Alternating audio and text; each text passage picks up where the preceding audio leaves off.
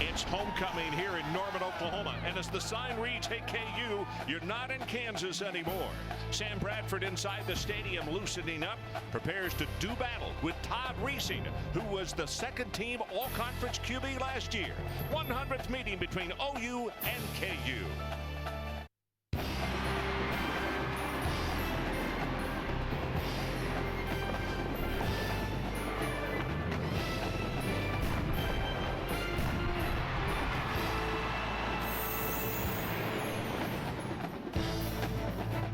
Welcome to college football, presented by Best Buy. This afternoon from Norman, Oklahoma, it's the 16th ranked Kansas Jayhawks taking on the 4th ranked Oklahoma Sooners in another Big 12 heavyweight fight. Right now, let's take a look at the standings. First of all, in the Big 12 North. At the numbers, Kansas at 2-0. Then comes Missouri, K-State, and Nebraska, followed by Colorado and Iowa State. And in the South, how about these numbers?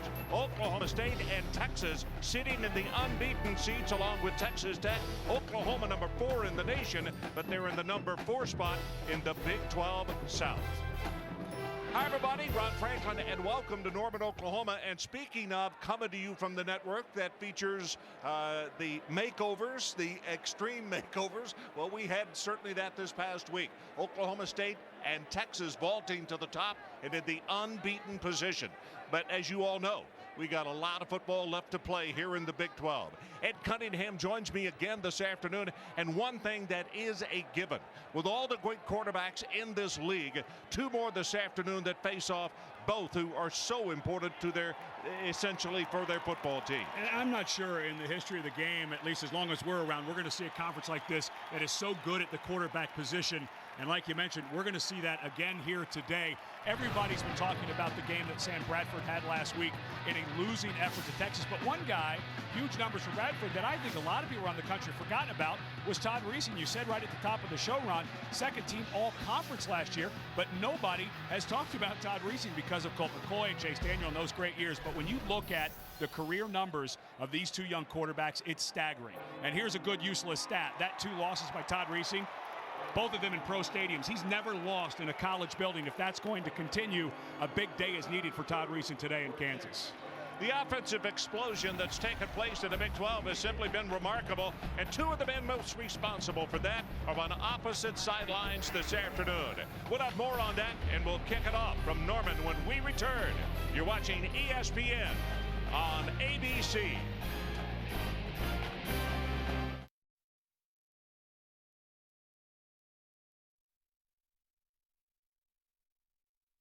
This telecast is available in high definition.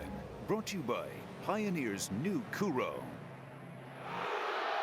For the Oklahoma Sooners, a certain extra amount of focus appeared to be on that group as they took the field just a couple of moments ago to a standing ovation from this packed house. And the Sooners knowing full well, it is pure and simple. You just got to win out. You got to win one at a time as the head man comes out to visit with the officials. Let's go down to the sideline. The third member of our telecast, as usual, Jack Arute. And Jack, take us a little further. How has Oklahoma dealt with the loss this week? Well, that loss to Texas, and some people were worried there might be a hangover, but what Bob Stoops did, he did what he does whether the team wins or loses. On Sunday, he went through the tape. He talked to his coaches. He talked to his players. He said, look, this is our barometer. 2 questions. Did we play as hard against Texas as we could? And did we play against Texas without making mental errors? The answer was overwhelmingly yes to both. He said, well, then it's time for us just to move on. Like one of his coaches, Bobby Jack Wright, said, look, regardless of whether we won or lost in Dallas, we've still got to win out the rest of the season. Okay, Jack, as usual, we look forward to hearing from you this afternoon. We got a picture of Coach Stoops a moment ago. Here you see Mark Mangino. And between these 2, Stoops and Mangino, these coaches and families are very, very close. They've worked together for many years. It goes back to 1999 when Bob Stoops was hired. He brought in Mark Mangino and, of course, Mike Leach, who's now at Texas Tech. 2 great offensive minds. They didn't have a quarterback, so they went out and got Josh Heupel, who is now a quarterbacks coach on the Oklahoma staff. So a reunion of sorts today for the 2000 national champions. And the truly amazing thing about the fact they got Heupel Josh was honest and said nobody really was offering him a scholarship except what then was called Division I AA or in that vicinity. And what a magnificent job he did here in Norman, Oklahoma for the Sooners. And Mark Mangino had taken over as the offensive coordinator, of course, after just 1 year here. Mike Leach went to be the head man at Texas Tech. He looked like they got a win today against A&M. So Bob Stoops' first staff's fingerprints are all over this conference. As we look down on the field, Brandstetter prepares to kick it off, and I can tell you this, another thing that the Sooners have worked extremely hard on this week is special teams, both return and also kick coverage, because they now have this season, one against Cincinnati, one against Texas, kick returns, and the head coach has said that's going to end. Now, I can't wait to see when they kick off. I think we're going to see a bunch of starters out there on the field. Right now, we've got Murray as one of the deep men, along with Manny Johnson. And a guy, Murray, that they're trying to break out a little bit. Remember, he had that broken kneecap last year against Texas Tech. He sat out for 6 months. He has been very hesitant. He's looked great in practice, but again, he gets into games and he looks like he's not quite ready to burst. There's Johnson right there, and we talked about Murray. He has 2 career kick returns for touchdowns, so it's not his first rodeo when it comes to playing on the special teams and returning the football. Brandstetter prepares to kick it off. And I mean, not to overwork the phrase, but Chamber of Commerce type of weather, like 71 degrees. And I can't see a cloud from the top of this stadium. It is beautiful. Here's the kick. Going to be returnable from the goal line, and it's Murray. 10, 15, 20, and is going to be tripped up at the 23-yard line. And now, as we take a look at the offensive unit for the Oklahoma Sooners, it gives us an opportunity to stare down Mr. Bradford. Sam Hill come on the field and take a look at the top as we will scroll the all 11 starters for the Sooners. And of course, Bradford will go very fast. We saw this last week against Texas. His game overlooked a little bit last week, but he had 387 yards and 5 touchdown passes against Texas, the most ever, both of those by a Sooner quarterback against Texas. They go option. Pitch back goes to Murray, and Murray is going to have a couple as he brings it to the right side. Tackled by Mike Rivera. Well, a lot of work this week and some things that normally that don't happen. But I think after only 61 yards against the Texas Longhorns last week on the ground, that the Sooners won in the worst way, not only to prove to Kansas, but to themselves that they can run the football. Swing pass. Murray has it complete. Going to be close to the first down at the 29.5. Harper shoves him out of bounds. And a play like that, you might explain it as just as good as a running play. It's like a pitch. Yeah, in the new offenses that we're seeing around the country, stop thinking about balance as run and pass. Think about it, efficiency of every play. Down and distance, what did they get on second and long? They picked up 4 or 5 yards to make it a manageable third down. From the 30, third down, play action. Bradford throws it, and the ball was, did he catch it out of bounds? He caught it, and the official now looking down the way, asking for help. Still asking for help, and they are saying, yes, he caught it. And that's Matt Clapp, the fullback. It looks like Brody Eldridge, who would normally play that position, as a banged-up ankle, may not be able to go. Let's see if Clapp is able to stay in bounds. Oh, he did. That was a great job. Boy, but also a nice piece of officiating, as the one official right on the play was not sure and looked down to the field judge to ask him. Play action. Lobs it over the middle, throws it incomplete down at the KU 39-yard line. And that was thrown a little bit into coverage. And Bradford had that one mistake last week against Texas. Near the end of the second quarter, he threw that interception into coverage. He's looking for Broyles. He was rolling out and overthrew it. That was similar. If I had to guess, though, I thought he was kind of throwing it away. Yeah. If someone got under it, okay. But if not, throw it out of harm's way. Throw it into the Oklahoma student section. Don't leave it in the field of play. Second down and 10. Play action again, and a pass far sideline. And I mean, he had him so wide open. That's Manuel Johnson. And Johnson, who had double figures in receptions last Saturday at the Cotton Bowl, has a gain of 21 yards. Nice job of protection by the offensive front. Well, Manuel Johnson looks injured. He came up grabbing that left arm immediately. This is a young man who's been tearing it up, had 3 touchdown catches in 2 of the last 3 games, including against Texas. 206 yards receiving against TCU. This is not a guy that they can lose. Tons of weapons all around the place, but let's see if we can figure out. Top receiver. This is a heck of a throw by Bradford all the way across the field. From an I formation, they go straight ahead with the running play, and Murray is not going to have anything. Let's go back and look at the end of the play and see what happened. Oh, no. Yeah, he got his arm. Oh, yeah. That's not looking good. Boy. Yeah, he got it wrapped underneath the body of the defender. And the defender's leg came across, and he was bracing his body with all his weight on that arm. It's Chris Harris rolling over, and that does not look like good news for Manuel Johnson. Second down, play action again, and Bradford running for his life now delivers, and did he catch it in bounds? They are going to say yes at the 17-yard line. Well, I think Joaquin Iglesias says if a fullback can do it, I can do it better. 22 yards on the completion. And Bradford does an excellent job. He keeps this ball just enough in the field of play. What a snag. Wow. What a snag. Quick count again. Pass far sideline. Got it complete. That's going to be Quentin Chaney, the senior out of Tulsa, Washington High School, on the receiving end.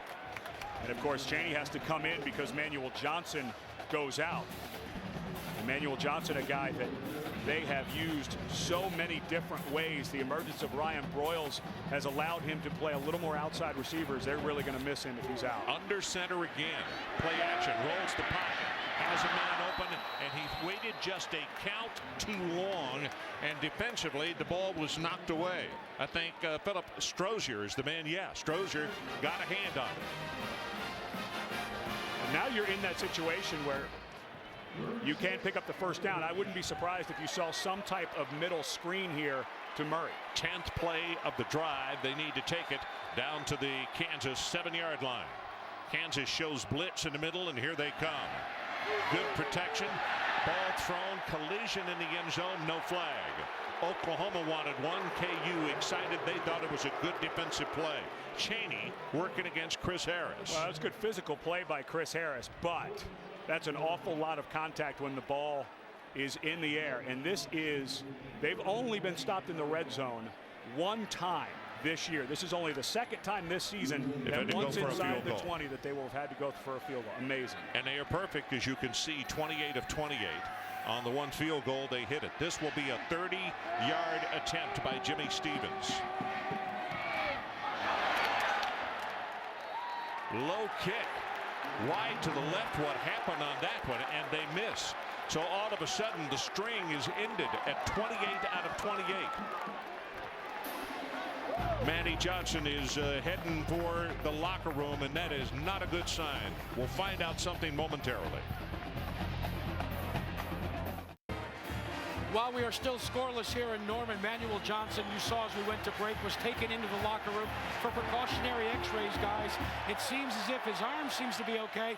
What it is his elbow is what is suspect. We'll give you an update when he returns. Okay, Jack, on the replay that we saw, the whip action of the leg, and it was just, was not an intentional thing.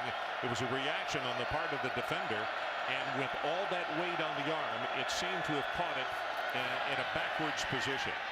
Pass complete out to the 29 and then the 34. Desmond Briscoe is on the receiving end. So Todd Reesing, let's talk about him as we get a good look at him. And at the top of the screen, you'll see the offense scroll for the Jayhawks. And it looks like Kansas getting a little bit in that hurry up mode in this shotgun. That would suit Reesing well, I think.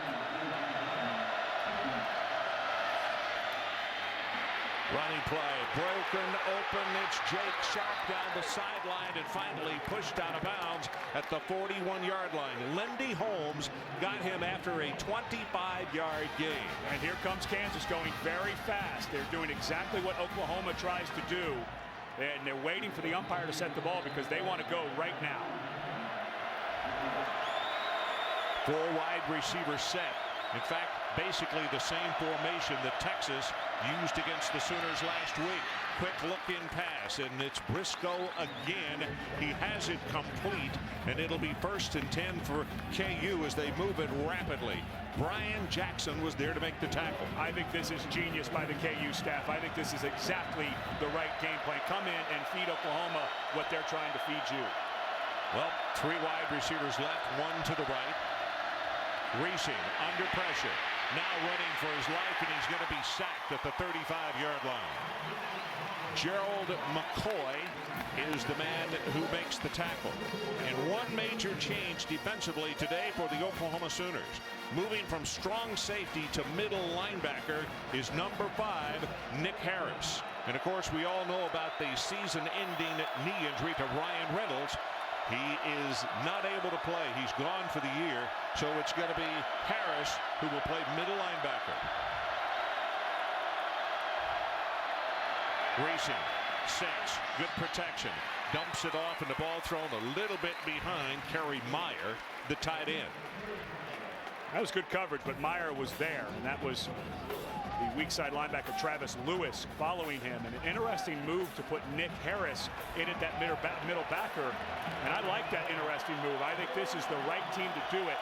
I don't think that Kansas is going to be able to force feed the run game against Oklahoma, so get a faster guy in there against a throwing team. 3rd down. They need to take it down to the 20-yard line. OU defensive players asking the crowd to make some noise. Reesing, and he just throws that one away, and they're going to call intentional grounding. I mean, it was about to be a sack and another loss of about 15 yards, and the pressure being applied by Austin English. Now the question is, was it close enough to Jake Sharp? I thought it was. He purposely threw it right at Sharp's feet. Boy, that's a big penalty because you were in field goal range, and now you back it up and you get complete. It would have been on the border of field goal range for Jacob Brandstatter, but now you.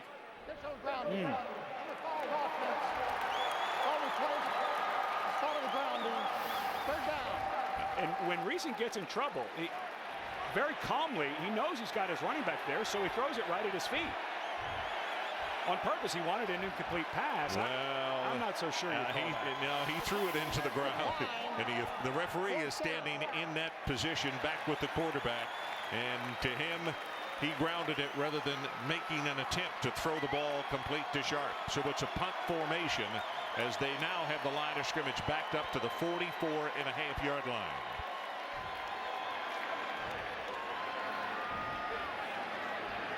Dominique Franks is the deep man for the Sooners, and he'll be looking into a very high sunshine.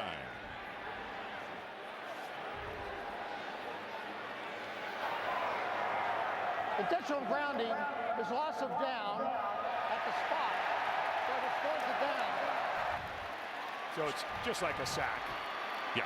And it's a nice job of explaining the fact that we know it is loss of down, but many people forget it is a spot foul. It's where it occurred, and that's where he had dropped. And that's where the ball, the official felt as though was grounded. Good pressure by Oklahoma when Kansas got it going. Yes. 2 plays, they got really good pressure on Reesing and turned this drive back. Pooch kick. Going to hit and go out of bounds inside the 10-yard line. Rojas with an outstanding job, and I think they're going to say that it went out of bounds at the 7. Only a 38-yard kick, but that's not the important thing. The Sooners will scrimmage from deep in their own territory. Time now to take a look at the Best Buy impact players for the Kansas Jayhawks. James Holt, outside linebacker, one of the 12 Oklahomans on this staff, roster, dreamed of playing on this field as a youngster. Joe Mortensen plays that middle linebacker spot. He's going to have his hands literally and figuratively full today. And Mike Rivera, big guy, 255 pounds, who runs very well. Watch him get out on screens. Quick pass thrown out into the flat. Complete out to the 13-yard line is Brian Broyles, and that is a play that all of college football is in love with right now, where you set multiple receivers. One backs up, the 2 move forward and try to block a defensive back. If somebody gets one on the ground, you can race for a long distance. Quick snap again. On second down, the ball to Iglesias. The ball is loose and down at the 25-yard line. Iglesias makes a nice catch, good in the open field, turns to the inside. It looked like that ball came out, but good hustle. The ball did come out. Good hustle right at the end of the play there by Gresham. Yeah, nice job. Always finish the play. You know the defense is going to do it. The offense has to do it as well. Green was the man who wrestled the football loose, but it winds up being a gain for the Sooners and a first down at their own 25-yard line. Fake, the pump, the pass overthrown, and a couple of somebody's not on the same page right there as receiver stopped and the pass went well over his head. You look at the receiving core and what a huge loss by to lose Manny Johnson. We don't know quite his health right now, but now everything shifts, and that is exactly this grouping is what Sam Bradford got used to. Now they have to adjust on the fly. Second down and 10. Bradford right over the middle. Gresham the intended receiver, and he was being horse-collared by Rivera. Crowd didn't like it, but the officials saw nothing, so it'll be third down. And Oklahoma going fast again. I wonder if this isn't a drive. You settle in, take a deep breath, maybe huddle up. Things just don't look great. You just lost maybe your best receiver. Maybe settle down just a little bit. Third down, they need to take it out to the 35-yard line. Now Bradford with an audible, so they are taking time as they look over to the near sideline of the offensive coaches.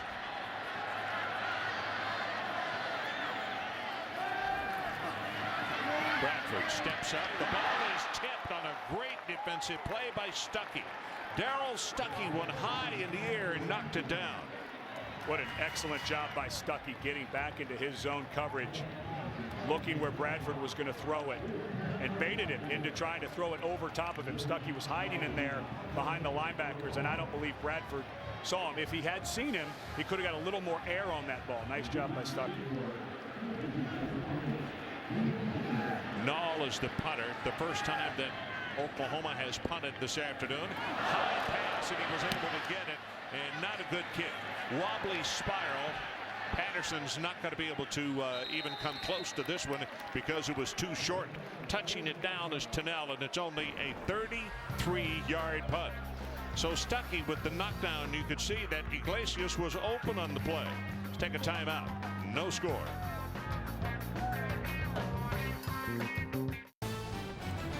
ESPN College Football on ABC. Brought to you by Best Buy. You happier. Dr. Pepper. Drink it slow. Doctor's orders. And Nissan. Passionate about performance and proud sponsor of the Heisman Trophy.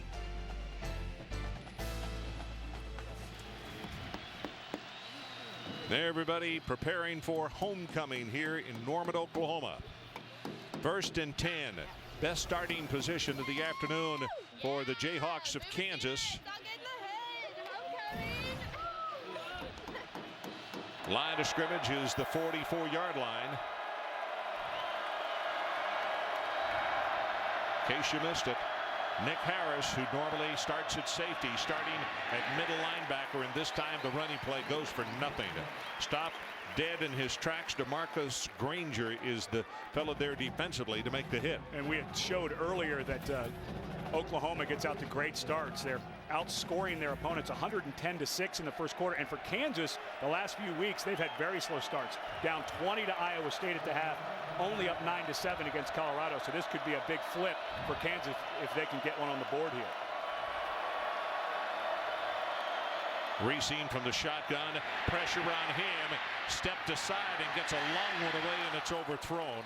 He was intending to pass for Briscoe, but he was throwing for his life, and unlike the last 6 pass plays, he's been running for his life. And this offensive line, as we take a look at the city X factor, he's not going to, Kerry Meyer's not going to come into play much if the protection doesn't get better. But this young man, who is also the backup quarterback, has started to become such a weapon inside. Expect to see him working that middle. You talked about Nick Harris in there. I think Nick Harris is at middle linebacker so that Meyer doesn't take advantage of them as Shipley did last week against Texas. He has missed his last 3 pass attempts. No blitz this time, but the defensive end forces him out of the pocket. Flag is down. That's going to be offensive holding. And the pass, I believe, is intercepted at the 16-yard line. Took it away from the intended receiver. That's going to be Lindy Holmes. Now let's check the marker, but I believe it is holding, which they will refuse. Yeah, Jeremiah Hatch, the freshman left tackle, moved over from the right side to the left side during the break, and Austin English ran right by him. He had no choice but to tackle him.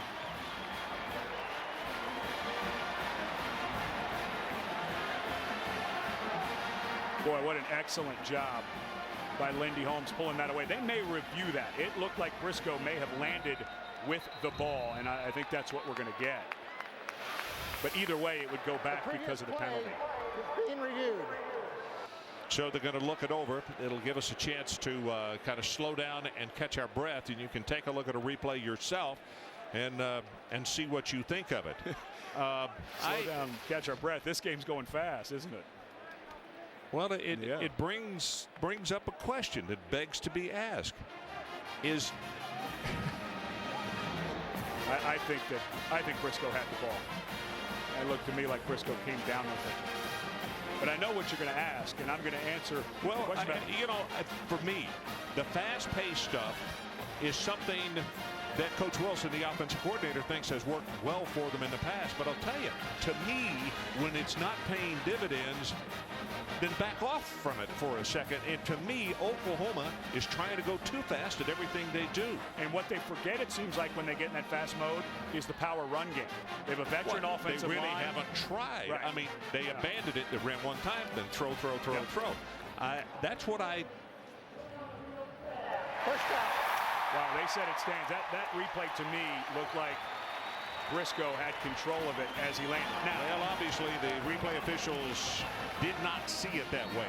Now I want to see if Oklahoma is going to try to run the football and stick with that game plan for a little bit. What Kevin Wilson told us yesterday, he said he got a little muddied with all of the options he had against Texas, wanted to get back to the power running game. Now you see one back without a fullback under center. I would expect and this is Chris Brown. Yep. DeMarco Murray has come to the bench, and Brown will come in at tailback. And they hand it to him, and Brown goes right up the middle and fights his way for about 4, almost 5 yards. That's 4 tries for 14 yards for Oklahoma. So they have not exactly made up their mind that they're going to run it down KU's throat, having only run it 4 times. Well, same formation. Wouldn't be shocked if you got the same play. And that's what they do. Brown breaks it open. Brings it back across the 25 to the 26, and they're going to say his knee touched just short of the first down marker. Justin Thornton makes the stop. Got an idea. How about we line up with Brown behind Bradford, and we run that same play again for this first down? What do you say? Well, they put a fullback in front, yeah. And now they stand up and look to get the call from the near sideline from the Oklahoma offensive coaches. But it's going to be Brown. Turns the corner. Has the first down. Jack Arute, let's check in with you. Yeah, Ron, let me update you on Manuel Johnson. He has come back from the Oklahoma Sooners locker room. The x-rays proved to be negative, but they have taped him up considerably. You can see it goes from his bicep all the way down into his tricep area. The concern seems to be down by the elbow. Before he went in, he had full movement of his hand, full movement of his wrist. He was in a little bit of pain, though, when he tried to flex that elbow. Jack, what have he said? Has he said, is he going to try to play? Well, he's already lobbying for that, Ron. Well, we all know those are the most powerful features in America's society today. You got to be a lobbyist to get anything done. Bradford rolls the pocket, now going to run, and he'll come out of bounds at around the 33. Now there was Harper, who was giving chase and finally forced him out of bounds. It's still a gain of 6 on the play. Looking at Manuel Johnson, I know he may be lobbying, but his shirt's untucked. He doesn't have his helmet, and as a receiver, first thing you do, though, they take your headgear away so that you don't accidentally wind up out on the field again. So it looks to me like Manuel Johnson may be done, and if he can't move that elbow right, he can't be a receiver. Here comes Chris Brown. This time they run it to the right side, and Brown is close to the first down at around the 38. Shoved out Brorson and Joe Mortensen. And Brown, the guy, everyone kind of waiting to see if DeMarco Murray can get back into that mode where he was last year, but that huge run against Texas. But this is the steady Eddie. Brown is the steady Eddie of this offense, and he's got great lean. And we're going to see this whole drive, just straight ahead pound.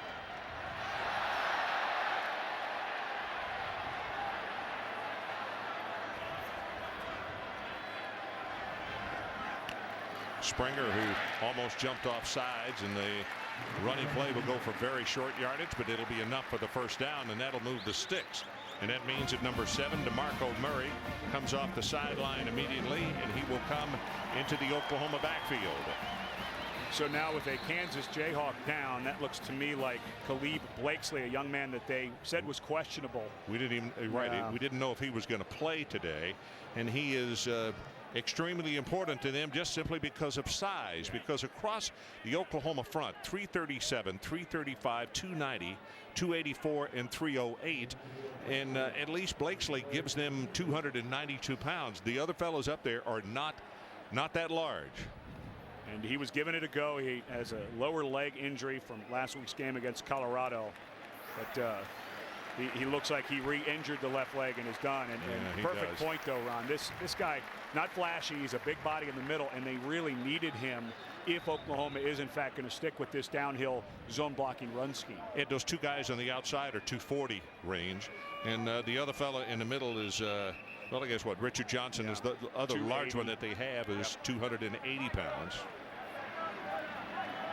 Now Darius Parrish, if they choose to bring him in the ball game, and he's in there, 6'4", 341. He's a freshman right out of high school in Wichita. So they said, you want size? We got size.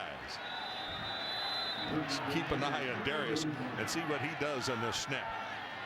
He is right there on the center's nose, and John Cooper is saying, wow, there's a large cloud that has come over my body when the man went in the three-point stance. On first down, great protection.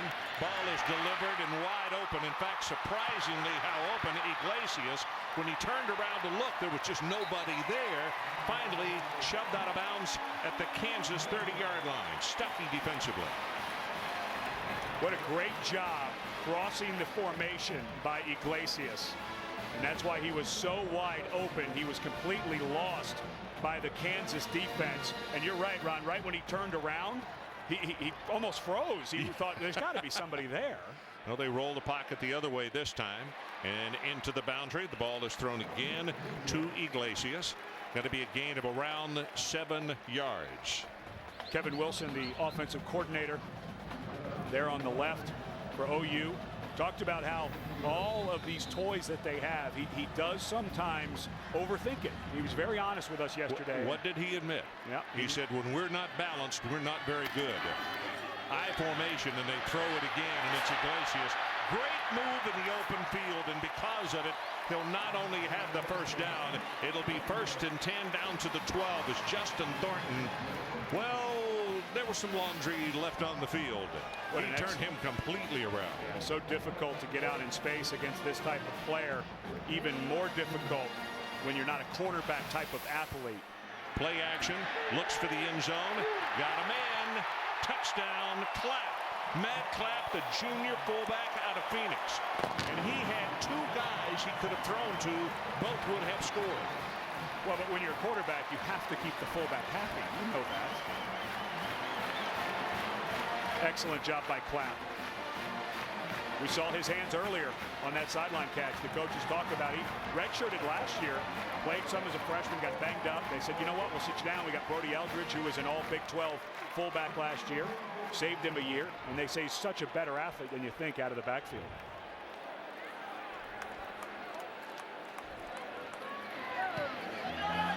Extra point attempt is up, and it's good.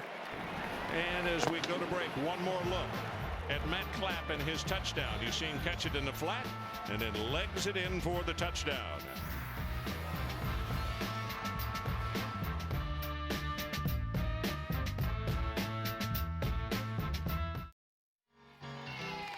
Well, some of the Oklahoma cheerleaders before this afternoon's ball game here at homecoming in Norman, Oklahoma. These two teams, this is the 100th meeting between the two. Of course, you go back to the Big 8 and beyond, but the Big 12, of course, is where both reside now. Oklahoma in the south, and of course KU in the north. And Kansas, not only winning the North and the Big 12 basketball championship last year, went on to win the national championship. And last night at their Midnight Madness, it got very mad, but also sad in Lawrence, because they put the flag down.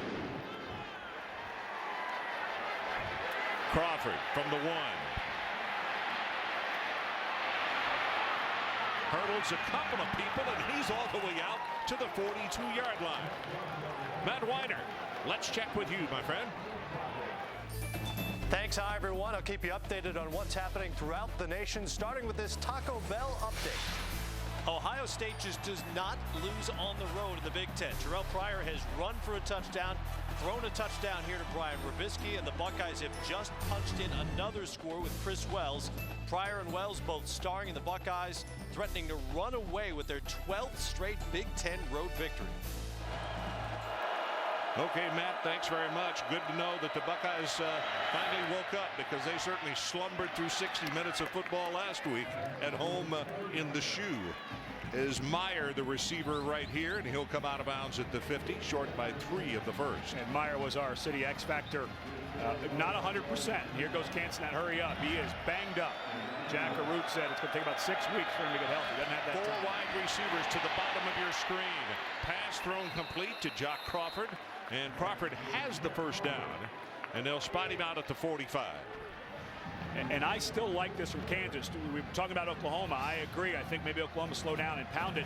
Kansas cannot pound it. They lost both offensive tackles, a great blocking tight end last year. They have to do things a little different on the road. I like this game plan by KU. Yeah, KU missing a 240-pound tailback that was Mr.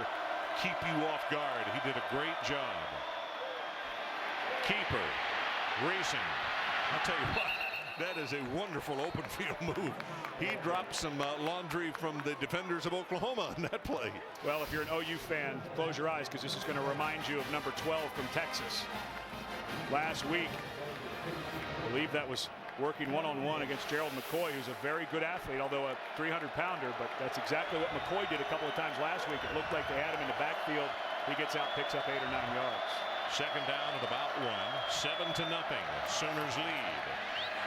Pass long over the middle, caught. It's Briscoe, and he will have a first down. And let's see where they spot him down. He'll be able to pick up a first down without scoring, without scoring a touchdown. It's 26 yards. Excellent job. Meyer's going to run here. Briscoe comes inside, and the ball was a little wobbly when it came out, so it was late, because the ball was thrown right on time, but Briscoe able to go up and make a play. From the 11-yard line, Kansas trying to answer. Reese walks up and says something to Cantrell, his center. Reese, pressure again, steps up, throws the ball. He caught it. Was it good for the touchdown? And the official says no. Now here's the dangerous thing. A ball boy standing in the corner of the end zone put both arms up, and I almost said touchdown. I would assume he's a Kansas ball boy. It looked to me like the ball was out of the end zone. A good call. So I mentioned to you, they can pick up a first down without scoring, and I think he is that close. I think it's going to be first down and goal once it is spotted. And they'll measure. And remember, they can review not only the touchdown, but they can review the spot. So if this is not a first down, Mark Mangino may want them to review it for the spot. Not, I don't think it was a touchdown, but they didn't get the spot exact right. You can review that.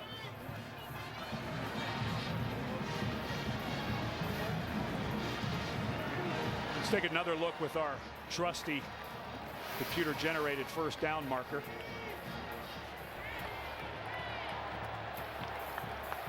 Well, I think it's first down because his forward progress had stopped. He was clearly not.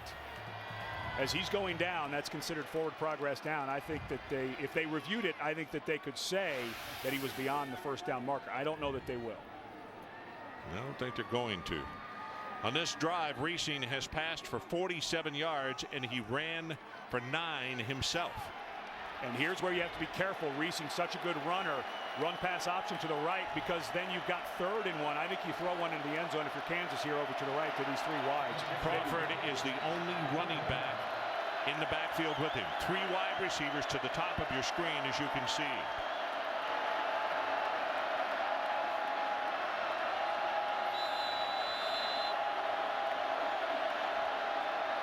Reesing looks back to the bench to get the play.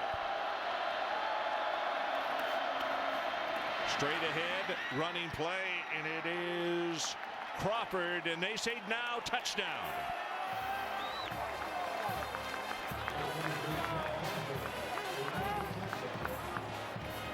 And the waving wheat here in Norman, Oklahoma, from those faithful who have come down from KU. That offensive drive by Kansas after Oklahoma went right down the field and scored reminded me a little bit of last week's game in Dallas. Every time Oklahoma got going, Texas had some answer there in the first quarter and second quarter. Brand Sutter kicks the extra point. It's good. That is the first TD OU has allowed in the first quarter this season. So a couple of firsts in this one so far. Oklahoma did not score on their first drive. First time in 28 attempts that they had done it. 28 straight. Then it goes blank. But tomorrow afternoon on ABC, the chase from the NASCAR Sprint Cup continues at Martinsville. Coverage begins with NASCAR Countdown at 1 Eastern on ABC. So the Sooners were 28 of 28. Only 1 field goal this afternoon. They went for the field goal and missed it. So they're now 28 of 29 on the season. And it's been special teams issues for Oklahoma that have been their problem. Of course, last week they gave up the 96-yard kickoff return to Shipley when they're up 14-3, and it looks like the game may be starting to get out of hand. We had a high snap, almost had a punt block to short block, and a shank on a field goal. So here's a look at that field goal, which we really didn't get to go back and take a look at when it happened. Stevens with the attempt. It looked like a very clean snap and hold, and only Stevens' second career attempt, because the offense has been so good, and he overkicked it and yanked it to the left. That was a very low kick as well. It didn't come out real high. And that's one of those things you file under good problems to have. Your offense is so good, your kicker's rusty. First career touchdown by Jock Crawford.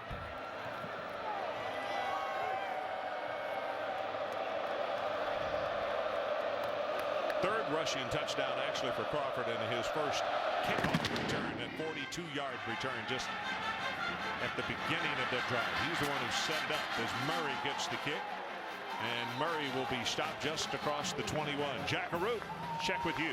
Ron, I had an opportunity to chat with Kevin Wilson before the game, and we talked a little bit about what happened to Texas like he did yesterday, and he admitted to me as well that I said, Coach, I get the feeling you're going to try and maybe run a little bit more, and he brought up this quote again: we're a multiple team that plays fast and scores a lot of touchdowns. And I said, well, all right, I understand that, but what about a run-pass ratio for today's game? He said, I don't want to go that way. He said, I want to play to our strengths. But he gave me the indication that we're going to see a lot more running and a lot more fast break offense, guys. Okay, well, we're seeing fast break, but we still have not seen a bunch of running as they give it to Murray this time, and he's into the secondary, and they're going to have a gain of about 17 yards. That's the question that we're all asking that begs to be answered. If they can do that, why do you have to hurry up and depend so much on the pass? When you go back to the last drive, they did start going to that zone with Brown, but Murray is the guy that they want to see if he can get it done. Well, this one goes out to Gresham, the tight end, and he will be tackled after a gain of only 2. And Murray is a guy who, if he can get going, I think that we'll see the play selection start to go more towards the running game.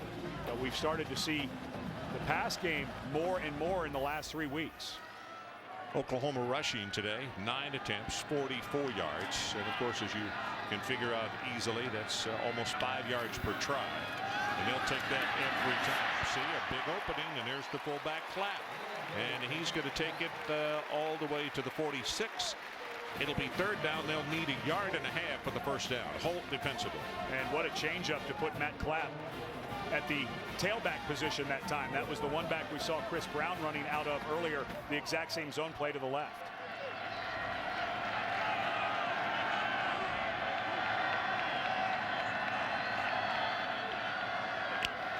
Tied at 7. Running play to the right side. Has 5, has 10, and it's going to be a first down Oklahoma as Murray finally was pushed out of bounds by Harper. And they're starting to move Clapp around. Remember, Brody Eldridge is injured, so now he played tailback last time. Now you move him, he double teams to the outside linebacker. It opens up a great hole. Matt Clapp is giving them a variation with Eldridge out that they wouldn't have had without him.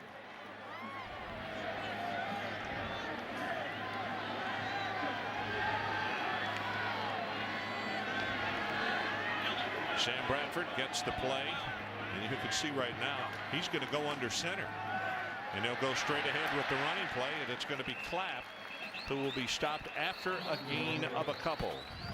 But now be careful. I know the young man is doing well for you, but he is a fullback at almost 240 pounds. Don't wear him out.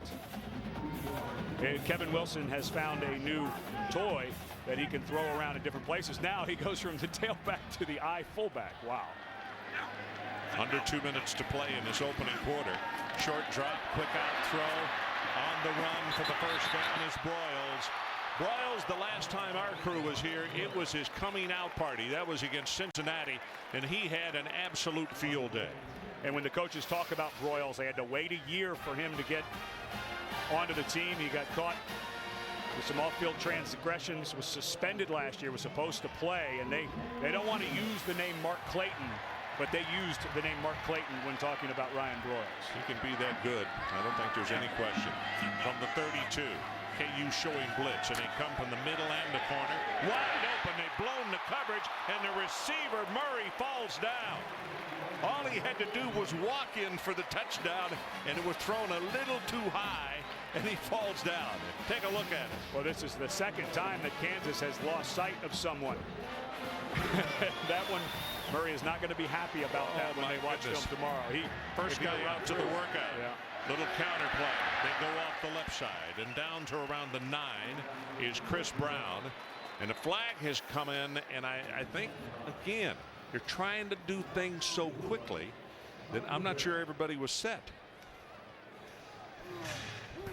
Holding, 73 offense, 10-yard penalty at previous spot. Replay, first down.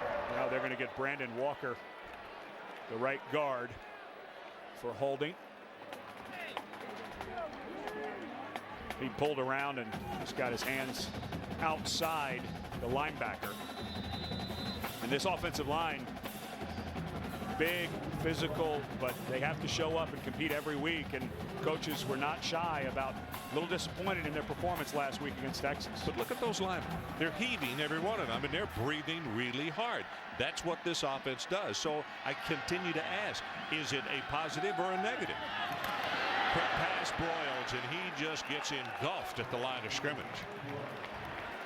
Rivera is the man, the linebacker, who came up and made the stop. And they had made a switch. 2 years ago, Rivera was a starter at middle linebacker. Joe Mortensen was a starter at the outside, and they flipped them, and that's the exact reason. Rivera, a little better speed to run out on screen passes in all of the spread offenses that Kansas was going to see. Bill Young, the defensive coordinator now down in Miami, made that switch, and it was a bright one. 5 seconds left in the first quarter. Clearing pass, Iglesias right over the middle at the 10. Reverses his field. It'll be first and goal at the 4-yard line. As the clock goes to 0-0, they'll move it to the other end of the field to see if the Oklahoma Sooners can put this one in. He's close to the first down, but I'm not sure he got it. The numbers on Sam Bradford in the opening quarter: 16 of 22, 188, and a touchdown. This presentation of college football presented by Best Buy will continue after this message and a word from our ABC stations.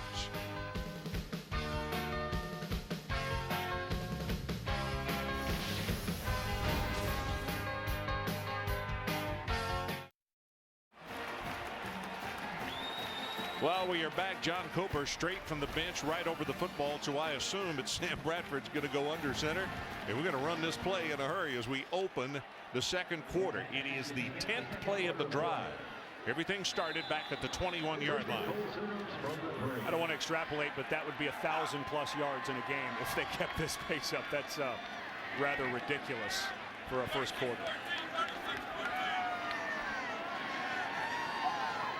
Gresham in motion, and Murray to the right side, spins off a tackler and walks into the end zone. I thought he was going to get hit, picked up, and jammed into the turf, and he eludes the tackler. That was Rivera. Well, Kevin Wilson told us when they did that run practice on Monday, very out of character. They usually just do kind of a walkthrough, fix some problems, but they got after it on Monday in a run drill. And part of that was to see where Murray was, and they said he had the best practice of the season on Monday, and I think we're starting to see number 7 get the form back that you saw last year before he got injured at Texas Tech. Jimmy Stevens to attempt the extra point.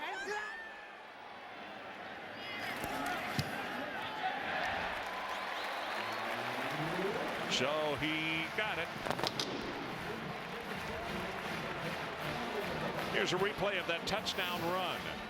And this was not what you saw last week by DeMarco Murray against Texas. He would have gone down on that first contact.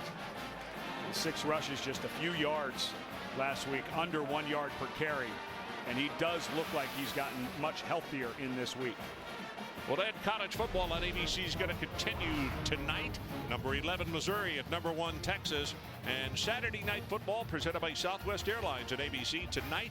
That is at 8 o'clock Eastern time. And I know that both of us and our entire crew plan on being sitting at the dinner table and watching that ball game and enjoying a meal someplace. It'll be interesting to see how Chase Daniels rebounds.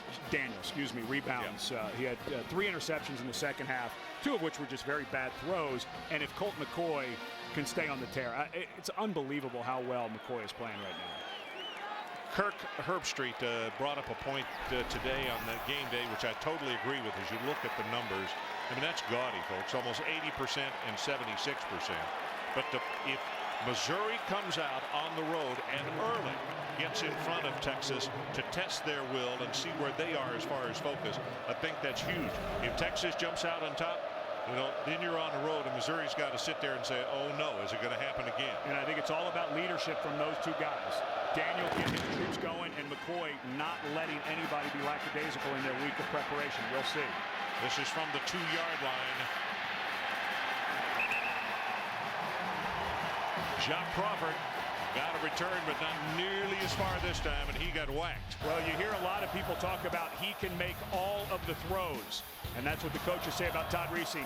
In coverage, or excuse me, under pressure, he has to lob one there. He throws a quick slant, and then down the field under pressure again, he delivers a strike. All the throws, meaning he can throw every different route, including the out cut across the field, and can throw with touch and accuracy and velocity when necessary. This man can make all of the throws. Well, the thing you need to understand, he is not a real big human being. We'll get a shot of him going into the huddle here in a minute and show you how the offensive lineman and everyone else just dwarfs him. That pass is complete, and it'll be a gain of about 3 to Fields. But he has such wonderful feet and poise. He simply doesn't get rattled, and he stays in that pocket and doesn't get flushed. Now watch everybody else as they come to the line of scrimmage. And everybody else's headgear is almost a full headgear taller than him.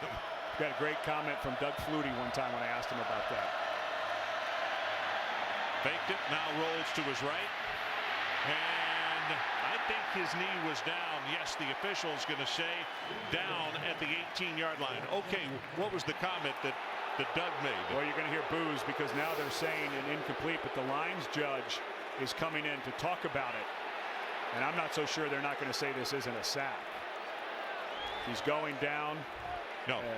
That looked to me like he was down, and the lines judge came in to talk about it. I think that's a linesman there. Excuse me, linesman. Capital L? Yeah. Yep. Running on the field, the player was not down on the ground. His hand the pass went beyond the line of scrimmage. It was infield. Yeah, he's outside of the pocket. That's right. And he threw it beyond the line of scrimmage. You can't go down on your elbow or anything else, but you can go on your hand. Let's see if his Well, he's down. Yeah, they'll review this. Yeah, he's down. Close, but no cigar. You know, okay, his cheek was on the turf. Yeah. I'm surprised they're not going to stop this. That replay that we feed up to the replay booth there just clearly showed that he was down. Triple stack to the bottom of your screen. Third down. They need to take it to the 29-yard line. Pressure, and the ball is caught. Did he catch it in bounds?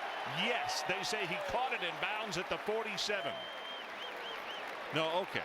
I wish, I'm sorry, but we're not getting a definitive call every time out of the official. We got hands waving, but is it flat like it's incomplete, or is it a catch? Because even the teams came running down the field. They sure did. Thinking that he had signaled that it was complete. It was the side judge back there who didn't make the call. He was waiting, obviously incomplete. But going back to what Doug Flutie said, I asked him about Todd Reesen specifically. And talking about seeing around the offensive lineman, he said, Ed, us short guys have been short our entire lives. And so every year that we played football, we were the shortest guy. You really get used to it. Here's the boot. Hanging spiral. This is Broyles. No fair catch from the 47. Spins around. If he gets around the corner, he's got payday, but he could not make it. It's a nice job defensively. Justin Thornton on the special teams.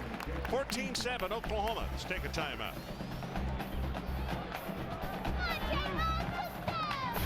ESPN College Football on ABC.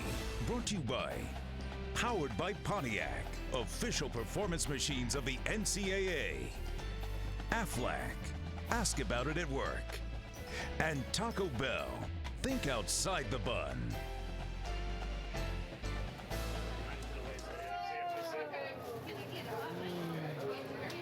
Did that man say JR's was, they were serving fried Jayhawk? Yeah. I know they got fried pickles. I didn't know they had fried Jayhawk. And that is JR. If you are a wrestling fan, you know him. Not only a great announcer for wrestling, but great barbecue man as well. Bradford, by the way, has hit the last 11 in a row, Ed. He started off 7 of 13. So 18 of 24, pretty doggone good. Fourth down. Looking. In and out of the hands of his intended receiver, and I'll tell you, that was the toughest one to complete because there were two defenders there on Tennell. Well, that was a nice finish of the play by Kansas. We want to explain why you go for it there. Here's the 20-yard line right here. They were on the 35. So if you punt it into the end zone, you come out to the 20, you only gain 15 yards of field position. So if you're in that tweener distance where your kicker can't quite make it, it's not a big field position problem if you don't make it on fourth down. Jake Sharp into the backfield again, number 1. Junior, 5'10". They're going to run a reverse, and it's a reverse pass. Pressure, thrown complete right over the middle at the 48-yard line, and then stops is Dexton Fields, the senior out of South Oak Cliff in Dallas. Well, it really helps when probably your best receiver is also your backup quarterback. And it just too many bodies flying around, and when you have a quarterback on a reverse instead of a wide receiver, he can actually go through his progression, which is exactly what Meyer did. That was his second read. See Oklahoma shifting around on defense. Here comes pressure. Reesing gets it away, and he's got it to Briscoe. Briscoe stopped immediately at the 41. Well, time now for us to take a look at the Aflac trivia question. Favorite part of the broadcast. And the question is, who has the longest run from scrimmage in the Kansas-Oklahoma series in the history of this series? Well, there's been some great ones, hasn't there? Oh, I'm telling you. Ball is loose. Scramble for it at the 37-yard line.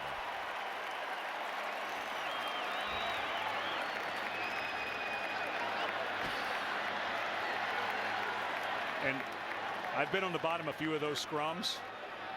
It gets a little nasty. Well, that's the fourth OU player that's come up pointing the other way. We've heard nothing from the officials, so that's bad for OU, good for KU. You get finger pulling, get a cleat or two in somebody's arm to try to get that ball out. Be amazed how much can happen at the bottom of that pile. Now they're saying Oklahoma football. Second turnover of the afternoon by the Jayhawks. And I believe it was Travis Lewis who just is going to be a blur. As Kansas recovered the ball. Oh boy, yeah, that thing really came out early on the hit, and as they scramble for it. That was not. Now they've reversed it, and they're saying Kansas basketball. So Oklahoma's having to get their defensive players back out on the field in a hurry. KU's at the line of scrimmage. I'm not so sure I wouldn't call a timeout here. That was actually Clayton who came in, the converted safety who hit it. Well, the umpire's not going to move. This is one of the rules. They allow the defense time to reset, so they don't need to take a timeout to get their defense set. The umpire won't move until the defense is ready. So it's first down KU from the 38-yard line. We'll try to go back and look at the tape and also get an explanation. Play action, wanted to throw one up. Not open, so he throws to the safety valve. Briscoe catches it and steps out of bounds at around the 32-yard line. Let's take a look at that fumble. Again, Keenan Clayton does a nice job getting his shoulder right on the ball. And it's everyone diving around it. There's legs everywhere. And that looked like one of the big linemen, Cantrell, the center, who got in there, maybe got it. But boy, it's hard to tell. Lost it underneath all of that. Second down, they got to take it to the 28-yard line. And the straight handoff, Jake, the sharp man, takes it to the left side, and he's down for the first down at the 23-yard line. Well, Lenny Holmes defensively. Kansas changed up their offense quite significantly during the bye week. You had mentioned Brandon McAnderson now gone, a big 230-pounder. Now they're finding ways to get Jake Sharp more involved in the offense, who's more of a straight line runner.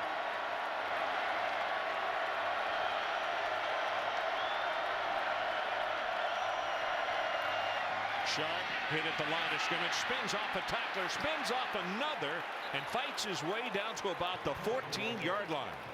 Harris finally made the tackle for Oklahoma. One of the things in meeting with Brent Venables, the defensive coordinator, yesterday, the only real thing he was disappointed with in that effort last week was missed tackles, and he started to see missed more three of that. right there. He missed one earlier on Reesing. Option play back into the boundary. Reesing keeps the ball and will have the first down as Travis Lewis makes the tackle, but it is a first down, Kansas. They trail 14-7. We got about just under 9.5 to play. I think the secret to this league's great quarterbacks is how competitive each one of them is. They don't flinch. McCoy, Bradford, Daniel, all of them, and Reesing is right in that group. You can see 4 wide receivers bunched to the bottom of your screen, which of course is out to the right. 1 lone receiver to the left. Reesing, quarterback draw, got him spread out. He takes it forward, and he'll be stopped finally at the 8-yard line by McCoy. Got him spread out all over the field, and it's a nice gain on the quarterback keeper. And that's what you can do. You see it all over the place. Oklahoma's not going to do it much with Bradford. He's not that fleet of foot. But all over the Big 12. Empty that backfield. Defense is outnumbered. Now you turn your quarterback into a running back. 9th play of the drive. It all started back at the 31-yard line. Reesing looks to his right, now back to his left. Got a man there. It is intercepted by Oklahoma. Right at the end zone line is Lindy Holmes. Turnover number 3 against the Jayhawks in the first half. That's right, they took away the fumble, so only 2. Well, for the Jayhawks coaching staff, one of the critiques they have of Todd Reesing, and it's exactly what Mark Mangino was saying to him right there, you don't have to be a hero. You're a gifted young man, you're an athletic young man, but this is a guy trying to do too much on this play. He's Lindy Holmes going one-on-one with the receiver on that side, Desmond Briscoe, and you can't throw that ball on Lindy Holmes. And you're fortunate he didn't go 99 yards for a touchdown. But if there is a critique the coaches have of Todd Reesing, sometimes he tries a little too much to be the hero. This is Brown. He'll be hit at the line of scrimmage, gaining 1. Borson defensively for the Jayhawks. Clock about to go under 8 minutes left until halftime. Oklahoma 14-7. And of course, he had that big interception at the end of the game against South Florida. Big preseason, or not preseason, non-conference game early in the season.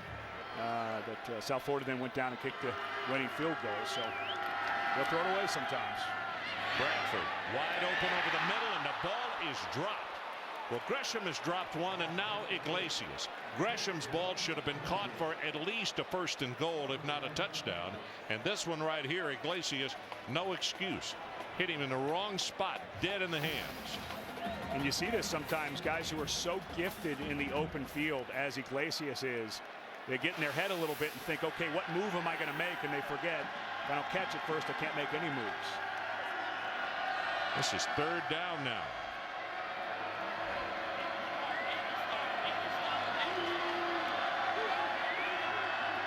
Bradford from a shotgun. Out in the flat, has it complete. They're not going to be close to the 1st down.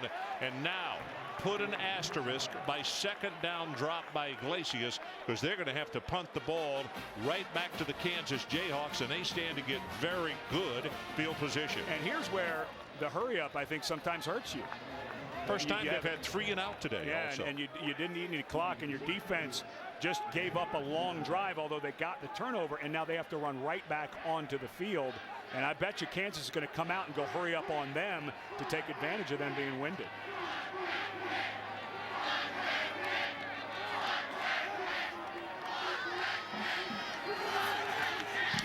Well, they were coming after it. Nall's kick not very far. Fair catch is called for and made, but boy, they got great field position. It's only a 41-yard punt. Let's take a timeout. 14-7, Oklahoma still on top.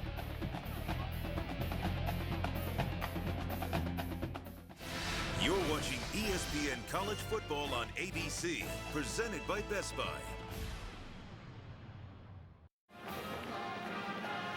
So we are back 14-7 Oklahoma. You know, Kansas wasted some great plays on that last drive. Got very lucky. The officials pointed in the direction of Oklahoma, but I think they pointed in the wrong way. Jake Sharp had a nice run. It was an excellent drive until Reesing made a bad throw that Lindy Holmes made him pay for. Now let's see if Oklahoma is winded here on defense. As the Jayhawks get the ball with excellent field position at their own 44. And they got 7 minutes and 11 seconds to work with. Reesing. Play action. Sets deep in the pocket. Goes deep. Got a man wide open and a blown coverage, and it is Briscoe. How in the world did he get that wide open? And the crowd just groans, asking the same question. 40 yards in the pass play. Well, this is going to get turned loose on the outside as the cornerback spins out of there. Brian Jackson expecting that Dominique Franks will be there. Not quite sure why Jackson would have spun away from that. He was the deeper of the 2 threats.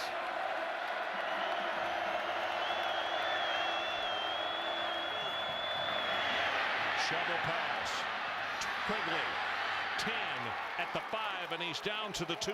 Angus Quigley, a junior out of Cleburne, Texas, got the shovel pass and takes it almost into the end zone. Quigley, a young man at 222 pounds that they were trying to work a bunch into the offense earlier because more of the body size of the John Cornish and the Brandon McAnderson type guys. So he's been in and out of the offense a lot, become more Jake Sharp, but they haven't forgotten about Quigley. Jake Sharp joins Reesing in the backfield. They scrimmage from the 3-yard line. That shovel pass was just the thing that they needed, and a great job by Reesing of running it. Option play back into the boundary. Sharp, what an open field tackle. Defensively, Lindy Holmes, who made an interception last time down, drops the ball carrier for a loss. Lindy Holmes, who has played a bunch of different positions for Oklahoma. Played some free safety. He plays cornerback, and the coaches talk about what a great athlete is. He never tires. That's 2 big plays down on the goal line. Now you're at a 2nd and 6, 2nd and goal from the 6. I think it's got to be on Reesing's shoulder.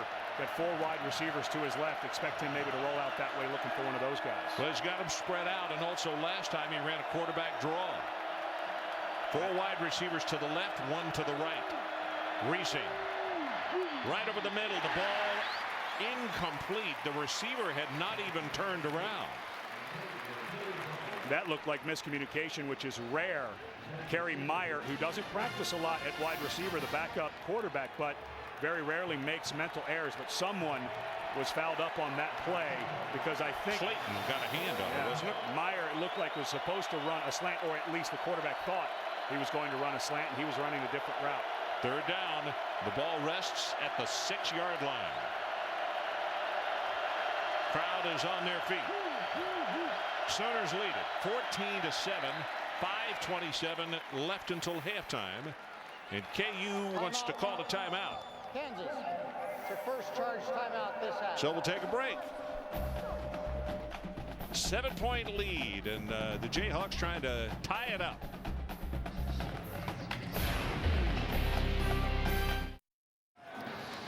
So we are back at Norman, Oklahoma, and Ryan Reynolds, who is the regular at that middle linebacking spot, the junior out of Las Vegas, tore up his knee last week against Texas. He is done for the year. And it is Nick Harris who is playing in the middle. Right now, a huge play, and you know the Reynolds would love to be there on this one. Third down, and the ball is resting at the 6-yard line. Third and goal. 4-man rush. Reese looking, got it over the middle, and the ball is incomplete.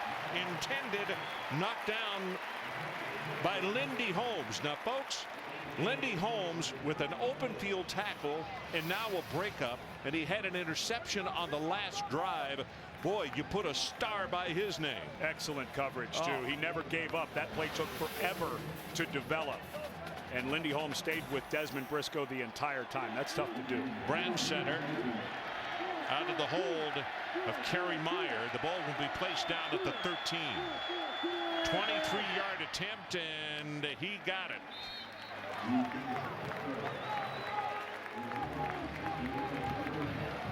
(14-10) our new score. So the Aflac trivia question, and it is, who has the longest run from scrimmage in the Kansas-Oklahoma series history? What's your guess? Mine is Gale Sayers. I don't know. Oklahoma has such a bevy of great running backs, and they played for so long. It could be anybody from Billy Sims to Mr. Owens, who won the Heisman Trophy. I think this is a curveball, and being a young man who grew up outside of Washington, D.C., I'll go with Riggo, John Riggins. Okay. 99 yards, Eric Van. 99 yards, Eric Van. And we just happen to have the video of it. Well, now, when was the last time you saw turf that looked like that? It has been a while, hasn't it? It's also been a while since the Oklahoma Sooners have seen anybody go 99 yards against them. So the ever popular Eric Van is the person. 99 yards. Boy, I mean, that's okay. So you got us in the truck on that one. I think what that says is, I think a lot of people forget how far down this program was right before Bob Stoops got here. And then what he's been able to do, we showed you earlier, he's 57-2 at home. Everyone's so upset around here, oh, they've lost 4 BCS games in a row, and I think they forget, not too distant past, this was a bad place for a while, and Bob's really changed it around. Yep. On that last series, Lindy Holmes really came up gigantic. Interception on the drive prior to that, and an open field tackle and a knockdown of the pass on that one is the kick return. Iglesias back to the 31. Matt Weiner, let's check in with you with a Sports Center right now. Thank you, Ron. Sports Center right now, powered by Vizio. Interim head coach Dabo Sweeney led Clemson this week after Tommy Bowden's resignation. But the emotional Tigers couldn't stop a Georgia Tech rally and fell to 1-3 in the ACC. 7th-ranked Texas Tech outscored Texas A&M 23-2 after halftime to pull away and remain unbeaten. And Georgia beat Vanderbilt. No Sean Moreno, 172 yards on the ground. Okay, Matt, back to live action. Quick out pass is complete. And on the move by Iglesias, he is going to wind up with a gain of very close to 12 yards on the play. Now, if you are just not joining us and you were a fan of the Sooners and you're wondering where Manuel Johnson is, he injured his arm, and bad enough that he's out for the afternoon. And that's the reason we're seeing a lot of Iglesias and also help from Cheney and from Brian Broyles here in this second quarter. That ball tipped right there by Thornton. Thornton did a nice job reading that, and there's a look at Manny Johnson, done for the afternoon. Not quite sure what the prognosis will be. As Jack Arute reported, it's in the elbow area, but it looked awful when Harris, the cornerback, rolled over that left arm. 14-10. Bradford, great protection, rolls the corner, now delivers the pass and just threw it away. Great throw to the equipment man of KU. Take a look right now at the Pacific Life game summary. Well, and we were just talking about Manuel Johnson being out. So Sam Bradford has gone to one of his other many good players. That was Matt Clapp, the fullback, and then it has become a little bit of the Joaquin Iglesias show, but he did have that drop, which would have been a first down, gave the ball back to Kansas. They went down, gave them 3 points. You're right. That would have been a first down at a very opportune time for the offense to milk the clock and give the defense a time to rest. Bradford over the middle, clearing route, got it complete to Chaney, and Chaney will go for the first down, and he is at the KU 44-yard line. And Oklahoma's going to go hurry up here with 4:38 and Kansas's offense being able to move the ball. I wouldn't, if I was Bob Stoops, I may say to my offense coordinator, can we slow this down just a touch? Bradford rolls the pocket and throws it complete again. It's Chaney. And it's going to be a gain of, let's say, 5 yards on the play. But one thing you can do is with Sam Bradford, he's so accurate. All the quarterbacks, it seems, in the Big 12 are over 70% completion. Those short throws, you can start using those to eat some of the clock as well.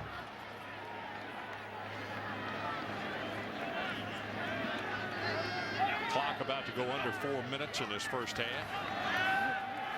Bradford, quick toss out in the flat, got his running back Murray, and Murray finally forced out of bounds at the 27, and because of the angle, he almost turned it up and scored.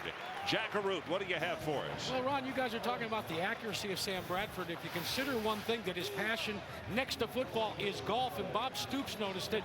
He talked to Ed Cunningham about how important it is to have your core correctly. His core's going now. Murray came within a step of breaking that one. Jack, to follow up your point, and if you want to finish it, what he does when he steps through to complete the follow-through is something what I think he gets from golf. Isn't that right? Well, yeah, he gets it from golf, but take it from a guy that has always thought that golf was a good walk spoiled. I don't know where he gets his core from because I've never hit the ball. Okay, Jack, that's enough. Thanks. and that's what Bradford worked so hard on, is those core muscles, the abdomens, the obliques, the hips, all of those things during the offseason.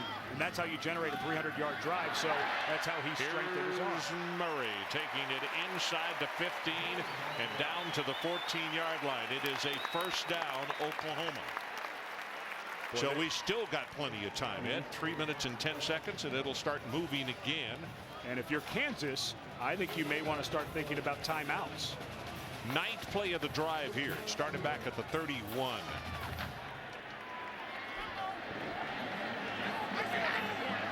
Chris Brown comes into the ball game at tailback, OU. And they give it to him. Tries to turn the corner. Breaks a tackle at the 10.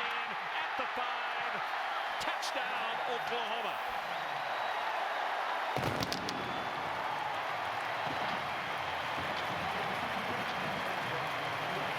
I'm not sure how he did not step out of bounds, but I don't think he did. No, I don't think. No, there were 2 officials right there running the route with it. Watch him duck his shoulder underneath. Boy, I don't think he did. He crossed over. What? He did. Like a crossover in basketball with the ball. He crossed over with his step. What a tough run. And then went airborne to take it into the end zone. Stevens with the extra point attempt.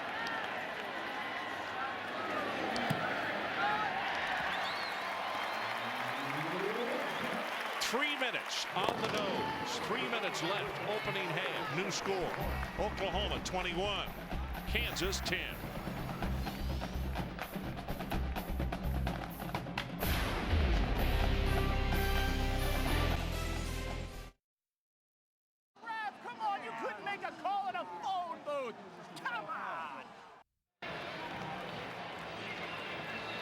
So we are back in Norman, Oklahoma. It is homecoming, and the Sooners have just scored their third touchdown of the afternoon and pushed it out to a 21-10 ball game, and we still have 3 minutes showing on the clock.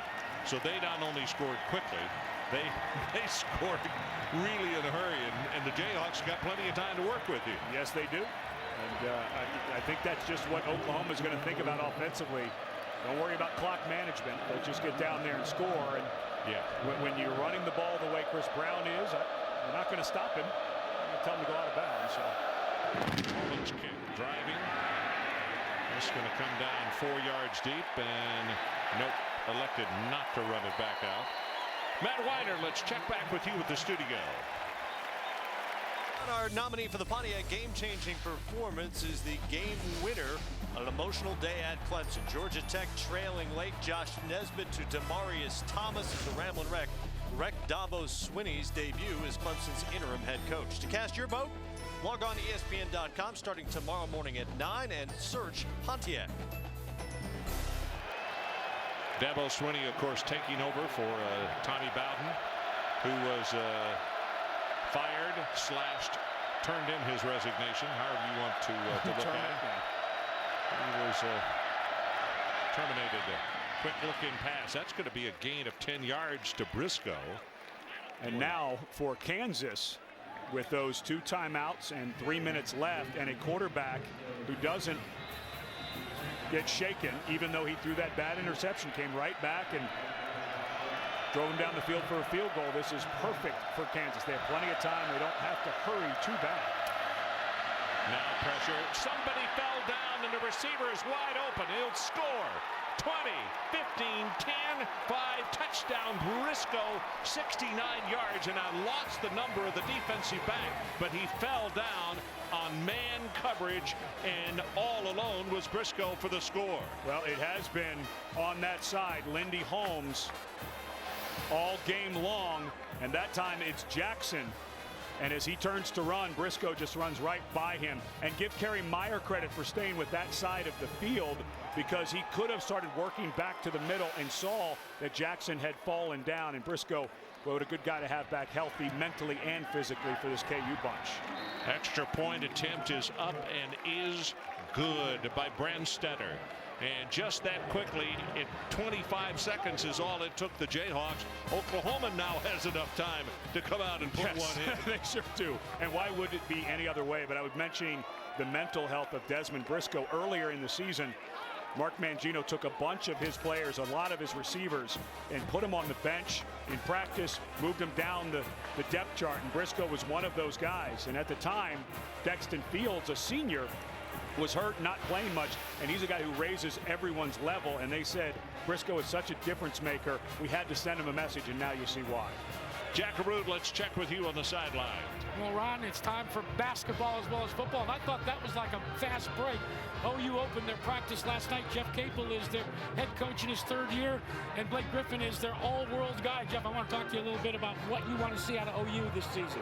Well, we're excited about our season. We have a good mix of returning guys coming back, some talented new guys, and it's always helps when you have a guy like this. Blake Griffin, I feel like a shrub next to you. You're so darn tall, but what do you want to get out of your team this year? What do you think the pivot point is to play for the national title? Definitely just to play together, play smart. I mean, I think if we do that and we buy into what Coach Capel is telling us, I think the sky's the limit for us. Starting to look, Coach, like it could be football on hardwood here, the way they're scoring back and forth. It is. Our offense is high power. Kansas has done a tremendous job. Hopefully in the last 2:35, we can get some kind of score to widen this gap, but it's been an exciting game so far. Hey, thanks, you guys. And fellas, next time you have me interview basketball players, will you bring a ladder? We'll get you a stool, Jack. Thanks. Nice job. This is a high spinner, taking it to 12 by Murray. Murray tries to get outside, now reverses it again, and he has a little bit of a wall. And Murray finally tackled as a flag comes down at the 32. And I'll tell you, there are 2 players down, both KU and OU players, one at the 12 and the other at the 13. Jock Crawford is down for KU, and it looks like Travis Lewis, the linebacker, number 28, for the Oklahoma Sooners. Let's see if Crawford and Lewis get tangled up. During the return, legal block in the back. And the return team, 10-yard penalty, first down. Well, it was Travis Lewis coming back to try to throw a big block on Crawford. And both of those guys end up down on the field. And those are both guys who figure heavily into their lineups. Remember, both of these teams, as Crawford's the first to get up, have struggled in kick coverage, kick return, so they've started to put more of their starters out there. Well, that's the risk and reward of having to do that sometimes. You can end up taking your leading tackler like Lewis and possibly losing him on a special teams play. Here he comes up, prepares to throw the block. And the way he threw the block, he received quite a blow to his shoulder and to his neck. He's being helped off the field on the near sideline. Briscoe, by the way, you got to hear this, folks. We've only played one half of football, or 222 short of it.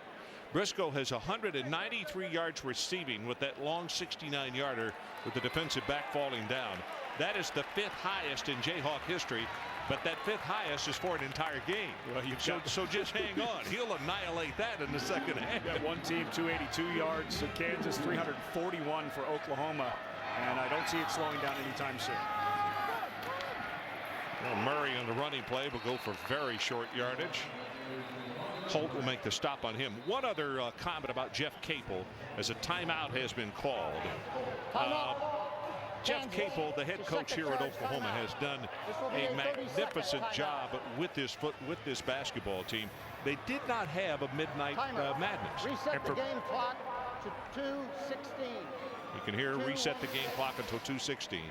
To complete that story, Jeff said, hey, I went to Duke. We didn't have midnight madness. I am a guy who was all business, as you look at Blake Griffin being interviewed by the multitude of media there last night, but they are in their practice gym. They're not even in the main auditorium, so to speak.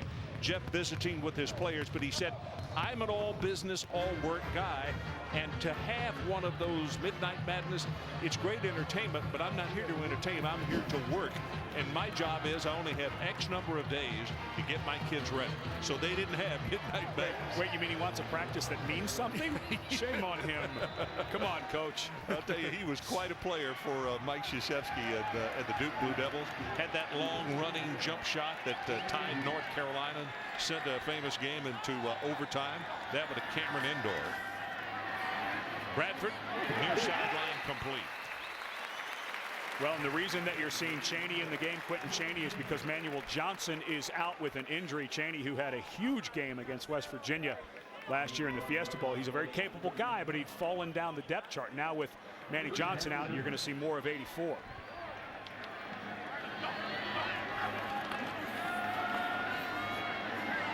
Bradford clearing right over the middle. They love this one, and he's got him open. It's Iglesias. Iglesias inside the 25 and then just runs out of bounds. And we still have 1:58 showing on the clock. Well, he doesn't want to be outdone by Desmond Briscoe. But you said it best. That was a clear out. And it was all because of the protection that came underneath. And now the defense has had to run with the deep routes. It takes them a while to get back to make the tackle. Yep. Very quickly to the line of scrimmage as they're just now getting the change set across the way. It is 1st and 10. Line of scrimmage is at the KU 20. Basketball on grass. That's what we're seeing here today. But it may be a 5-hour game. I don't know. DeMarco Murray right at the middle. Has 5. Has 10. Counted off at 17 yards. He'll take it to the 4. Tackled by Stuckey.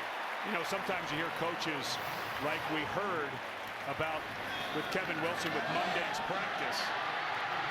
Oh, he's healthy. We've seen it practice. We've seen it practice. Well, they weren't seeing it on the field. And the way that DeMarco Murray has run, remember the one down the goal line where he bounced off the tackle? You know that's the reason he's here. They were signing another player, and he was playing high school basketball. And the coach said, show him how you can dunk the ball. And he bounced one high off the glass and jammed it. And Stoops said, tell him I have a scholarship for him as well if he wants to come play. That's how the head coach got to see this man Murray. And Murray will put a head down and take it to the 2. Stuckey made that tackle a minute ago and actually saved a touchdown on a runaway run by Murray. And Kansas, I think, should think about a timeout here. You got 2nd and goal. Maybe if they get to 3rd and goal, because the way that Kansas was moving the ball, I would want some time on the clock to put Reesing back out on the field. Well, you're not going to have a defensive back fall in every series. This is a good point. Yeah, but I'd like to give it a shot the way Briscoe's going right about now. You got a hot hand, ride it. Oh, that's for sure. Almost 200 yards in 1/2 of football. Murray, left side. He gets walloped and is being pushed back. Great job by the KU defense, and it'll be at the 4-yard line, 3rd down. Springer leading the way. And let's not forget that KU is without their best run stopper, Philippe Blakesley. Boy, that's a nice point of attack. And we showed you the impact players of those linebackers, all 3 of them getting in on that tackle. And I think Bob Stoops very happy to let this go down, and I think they'll take a timeout and get 2 plays. This is a great strategy by Bob Stoops. Timeout. What a reminder coming up on the Cooper Tires halftime report. John, Craig, and Doug, and they'll have highlights and all the scores. Well, we had a game going there for a bit. I thought, wow, this thing's going to be over in about 3 hours and 10 minutes. This baby's going to go 5 hours at the rate we're going. OU's Iglesias. Now, we talked about Briscoe a minute ago. 9 receptions, 193 yards.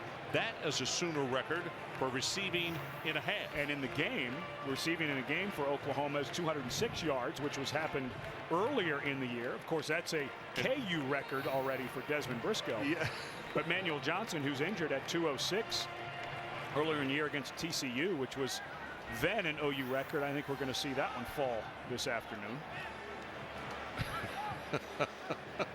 Well, speaking of records tonight, number 11 Missouri takes on number 1 Texas down in the 40 acres in Austin. And you can bet the footballs will be flying in the air down there this evening. Maybe some record-setting performances at that one.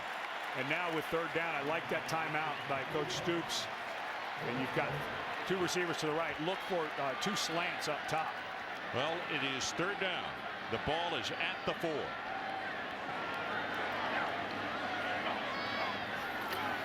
Bradford looks to the left, drills the ball, and it is caught by Iglesias. But the defender was right there pushing on the play, and a timeout is called by OU. Harris defensively. So it's going to be 4th down at the 2-yard line. And I think that they should kick the field goal here as Oklahoma takes a timeout. But watch these 2 receivers coming this way. And Bradford, who has plenty of time, never even looks at them. He kind of stays on there on the left side, and he just forced it. He never looked back through his progression to see if there was someone open in the end zone. And I think they'll look at that on film and say, Sam, just settle in. You have time. Go through the whole progression. You know why he looked to the left and only to the left?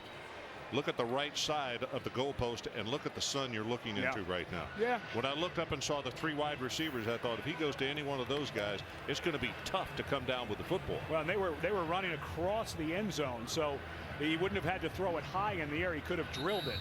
I hear you on the sun there, but I still think he should have gone through. He still could have come back to the left, but he should have gone through his progression. Stewart is coming in, and they will line up, it appears, to attempt a field goal, and this is going to be placed down at the 9-yard line. So a 19-yard attempt. By the way, 701 combined yards in the first half.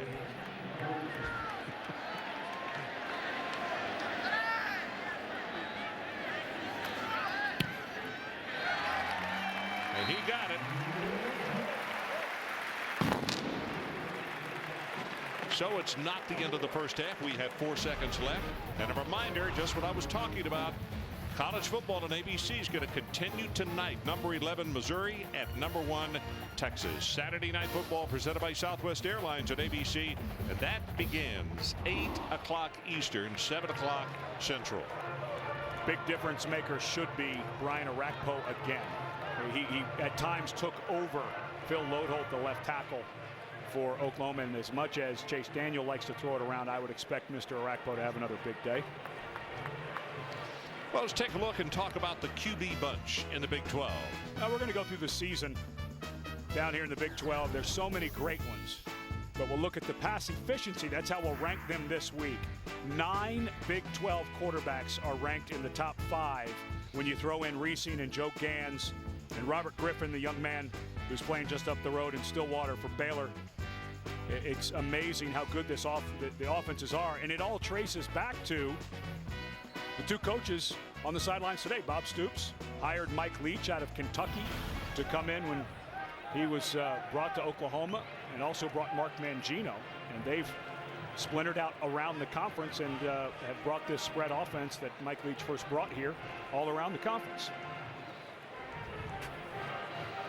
So we got 4 seconds left. 4 seconds left in the opening half. 24-17, Oklahoma leading Kansas.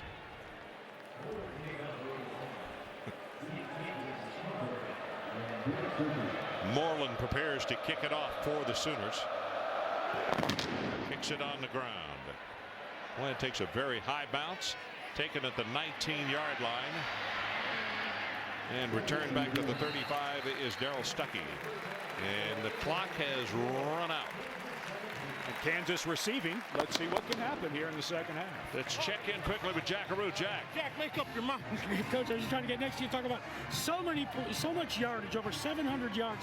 When you look at offenses on both sides, what do you do at halftime to try to make sure you come out on the high side? Hey, you know what? We're close to making more plays.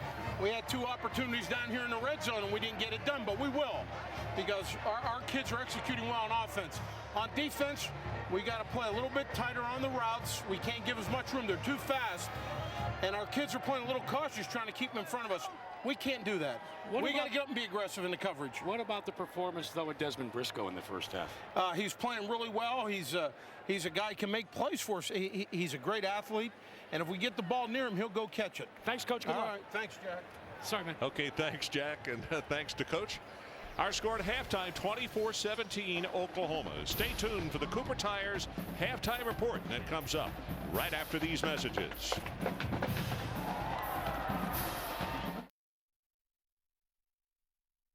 This telecast is available in high definition. Brought to you by Pioneer's new Kuro. And welcome back to college football, presented by Best Buy. We are in halftime in Norman, Oklahoma, where our score stands at 24-17 in a ball game that took over 2 hours to play the first half. And we had records galore. Let's see, Iglesias, first half record for receiving. Briscoe, 193 yards receiving. That's a record. Defensively, Kendrick Harper's 9 tackles annihilates his career best, and he did that in a half. How many more records are we going to get in the second half, sir? Well, unfortunately, I think we're going to see a lot more, especially with the way that Joaquin Iglesias and Desmond Briscoe have been going at it. It's the old, whatever you can do, I can do better. Iglesias catching some balls underneath. Remember, Manuel Johnson is out, so he'll have to be underneath and look for Chaney over the top. But Briscoe has been the beneficiary of some blown coverages by Oklahoma. This one, the safety turned and ran the other way. And then, of course, right before the half, Jackson falls down and goes for big yardage for a touchdown. I would say what you should do at halftime for your adjustments, make sure your defensive backs know what the coverage is. Well, I guess the hurry up by both teams has caused confusion for each team's defense. You have to point the finger in that direction, I guess. Well, and we've been talking about Ryan Reynolds being out for Oklahoma. Even though he doesn't necessarily always set the secondary, he is a calming force in there. Now he's gone. He had gotten a nickname The Rock because they rely on him, so they have that guy gone, and they look a little discombobulated. Well, the kick is out of the back of the end zone. Gives us time to say, let's take a look at the Pacific Life game summary. This is the reason we didn't talk about stats at halftime, because look at how many there are to talk about. Those are total yards. 419 Oklahoma, 282 Kansas in one half of football. If your calculator's broken, that's 701 yards of total offense together. And we said at the end of the first quarter when Oklahoma had 252 that we didn't want to extrapolate to 1,000. They're getting close.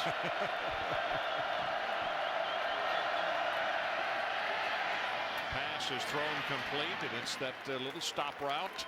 John Wilson, first time that we have mentioned his name today. He's a sophomore, played at Klein Forest down in Houston, Texas. First catch for him. And immediately they go with a no huddle and a hurry up, and they move Jake Sharp out of the backfield as he moves way outside to the left. And they got a procedure penalty on Kansas. Dead ball, false start. 77 offense, 5-yard penalty, still first down.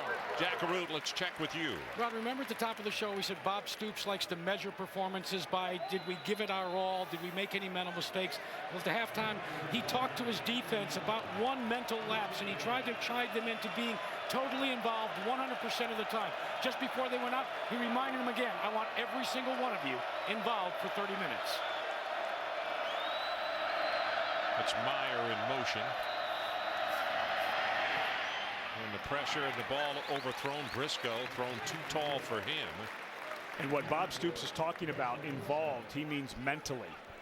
Because when you have young guys like Oklahoma now has in their linebacking core and some in their secondary, they tend to get that one or two mental lapses because they haven't played as much. Lewis, just a redshirt freshman, haven't played as much, and they'll tune out at the very wrong time because they haven't figured out, I can't tune out against a guy like Todd Reese. Well, Jackson loses his footing, falls down, and it goes for a 69-yard touchdown for KU.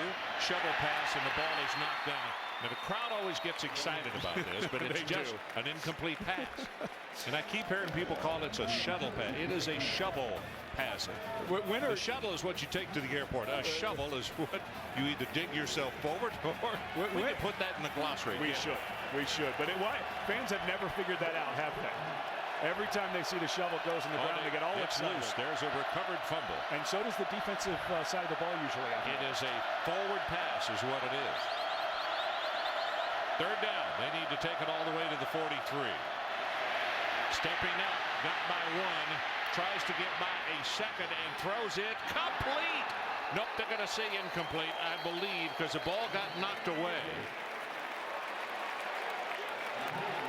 Well, and you saw the defensive coaches. They are going to give a completion here.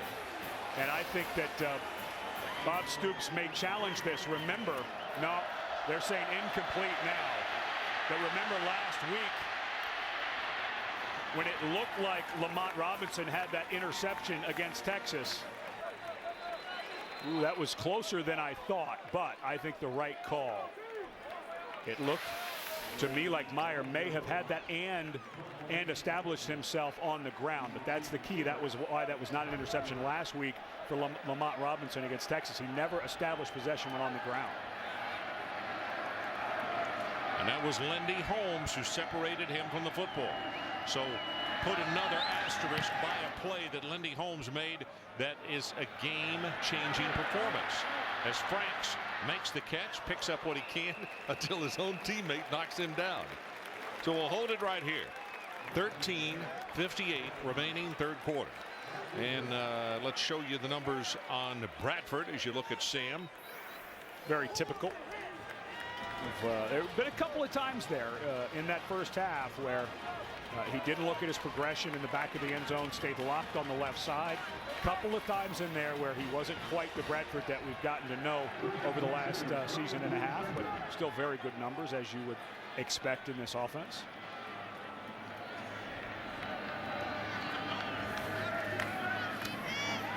Right over the middle. Cheney, 25, 20, 18. First and 10, Oklahoma. Good for 35 yards. And I know it's all about recruiting good athletes, but the Oklahoma coaches do an excellent job of working with their receivers for run after the catch. They're all hand catchers. They're not body catchers, and they do so well with the ball once they catch it. Option play. Murray breaks a tackle, breaks another, still on his feet. 10 down to the 6. Good heavens, what a second and third effort by Murray as Harper finally pushes him out of bounds. You know, it's interesting you were telling that story earlier where they found him on the basketball court. That happens so often because coaches during the season can't see them play live football a lot. They have to watch on tape, so the only thing they can see them do live athletically is basketball a lot of times. Obviously very impressive on the hard court. Got a free play here. KU jumped offside. Pass caught for the touchdown, Gresham. So they will say pick up the flag. We're not going to hold to it. And boy, I mean, just over a minute. It took Oklahoma to get on the scoreboard. Offside, 97 defense, decline, touchdown. Gresham adding to his OU record. There's that word again, record. We're starting to say that a lot. He is the OU's all-time career leader in touchdown catches for a tight end. He's now up to 18. And that was a short one for him. He usually has long ones this season. Stevens with the extra point attempt. Got it. So let's take a timeout. 13-13 left in the third quarter. 31 Oklahoma, 17 KU.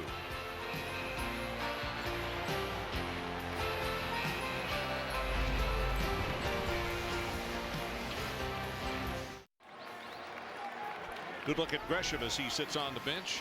And the outstanding tight end who did have, maybe the ball was thrown touch behind, but he had another one that he might have taken in for a touchdown that at the 1 yard line on the other end of the field back in the first half. 45 seconds. Kansas got the ball back. Lindy Holmes makes another big play on what would have been a first down to Kerry Meyer, knocks it out of his hands. And all of a sudden you flip the switch and Oklahoma goes back on the attack, and 45 seconds later they're up 31-17. Moreland's kick. Ball is going to sail over the deep man's head. Matt Wider, what do you got for us this time, young fella? All right, I've got a nominee for the AT&T ESPN All-America Player of the Week. Iowa running back Sean Green ran roughshod over Wisconsin, 217 yards on the ground, 4 touchdowns. He's over 1,000 for the season. Big win for Iowa. Text vote to 51234 on your AT&T wireless telephone. Cast your vote. Sean Green for the Hawkeyes. KU with a first down at their own 20. Sharp and Quigley in the backfield this time. Shovel pass. Quigley. And he's going to go for about 9 yards. Ron Franklin, Ed Cunningham, Jack Arute coming to you from Homecoming in Norman, Oklahoma. We stand at 31-17 OU, and we've just gone under 13 minutes to play in our third quarter. Second and short, down to play with. Here's Sharp. Goes off the left side. He'll have the first down, and that's just about it. Corey Bennett comes from his defensive tackle position and stop the play. Well, we alluded to it a little earlier about Kansas. Earlier in the season, they were trying to get Sharp to fill into that role of Cornish and McAnderson, the two big backs that they had back-to-back that were so productive. And Mark Mangino during the bye week before Iowa State said, guys, we've got to get Sharp. He's a smaller guy, a slasher. We've got to get him plays that fit for him. And thank goodness if Sharp didn't play as well as he did against Iowa State, they'd probably lose that ball game. Yeah. Well, here's the handoff to Sharp. Has 5, has 10. Counted off at about 13 yards. And they run this play, and we watched video on it yesterday. And literally, the quarterback, Reese, is standing there like, come on, take the ball, because we laughed about it yesterday. And then Sharp takes that thing and pow. Gone. And the difference there is he's not reading anything. He is following a blocker and running straight ahead. He's not a real good shifty guy. McAnderson was very patient. So you get a lead guy in front of him, and he just chases him. Well, they reverse on the pitch. In pursuit, defensive lineman can't get there. 50-45, and then bumped out of bounds is Briscoe. So Briscoe has been used for just a little bit of everything today. Briscoe, a young man who burst onto the scene last year. Of course, Marcus Henry is now gone. He was such a big play guy for them last year. Went the New York Jets, just recently released, but this was a guy that they didn't really expect to be as good as he was last year. Honorable mention, freshman All-American. Sharp, big opening. 25, 20, down to the 17-yard line. Finally stopped by Quentin Carter. And I am shocked that they are just slicing up this Oklahoma defense the way they are. Well, absolutely. This offensive line doing an excellent job. These holes are massive that they are. Anytime they're down blocking and then pulling around, the hole is huge for Sharp to run through.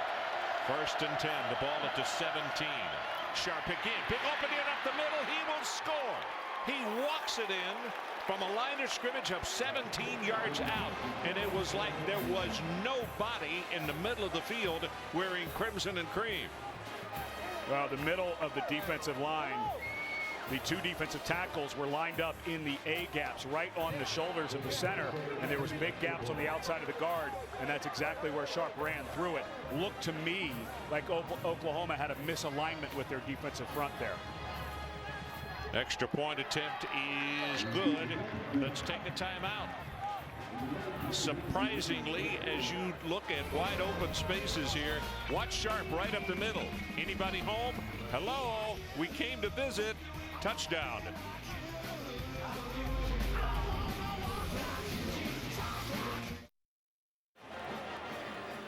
Kansas cuts the lead to 31-24. Watch Harris and Lewis. Lewis just runs up and gets buried in the fullback. Harris runs up chasing this guy. He's got to be able to read that and get over the top. And this is a walk-in touchdown for Jake Sharp. The pull around, and Lewis just buries himself into that block. He needed to get over into that line of scrimmage a little more, and Sharp walks into the end zone. And with Ryan Reynolds out, Brent Venables, who is the defensive coordinator and also the linebackers coach, has his hands full. And he brings Lewis and Harris over to try to explain, guys, you've got not just fill the gap, you've got to be able to scrape over the top. You can't just run and bury yourself into a pulling lineman or the line of scrimmage. And without Ryan Reynolds, that's a big deal. They are really missing Reynolds' presence. Well, I mean, what Brent is dealing with right here, and you can see he's not pointing saying that's the corner we're going to meet and have hot dogs and sodas after the ball game. He's saying in the first half, in 12 carries, KU had 47 yards. On the last drive, 5 for 71 yards. Murray.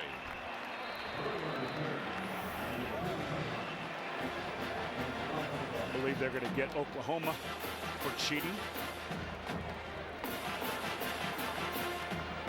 Through a flag. Holding, number 21 on the return team. 10 yards from the He's an offensive lineman. We don't call that holding. We call that cheating. Oh, okay. All right. So 10 yards. And Matt Weiner, let's check in with you. All right, Ron, SportsCenter right now, powered by Vizio. You're going to see #1 Texas tonight on ABC. Second-ranked Alabama's in good shape at the moment. John Parker Wilson has thrown a pair of touchdown passes. They lead Ole Miss 24-10. Third-ranked Penn State has closed the gap in Happy Valley against Michigan. The Darrell Clark touchdown pass makes it a 3-point game. The Wolverines trying to beat Penn State for the 10th straight year. All right, Matt, our situation, 31-24. Sooners on top. And Bradford throws the pass complete, and on the quick out, it's going to go for about 6 or 7 yards. Gresham, the tight end, dragging folks with him. Justin Thornton will be credited with the tackle for KU. And Gresham, so good in the open field at 6'6", 261 pounds. Uses a stiff arm. He's so hard to tackle. You think go low on him, go down around his legs, but he's so powerful and fast in his lower body. As you saw there, he could run right through arms of defenders. Well, Brown, and I'll tell you, he was tripped just close enough. He's not going to have the first down, I don't believe. James Holt wraps him up, and you can see that yellow line. He was just short of it. So it'll be third down. No, they're going to say first down. Now they signal first down, so they'll move the chains across the way. Looked like a generous spot to me. It looked to me like Brown was down well before that line.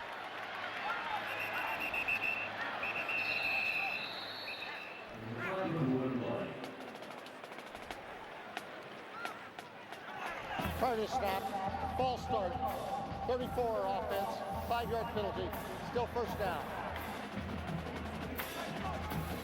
Matt Clapp.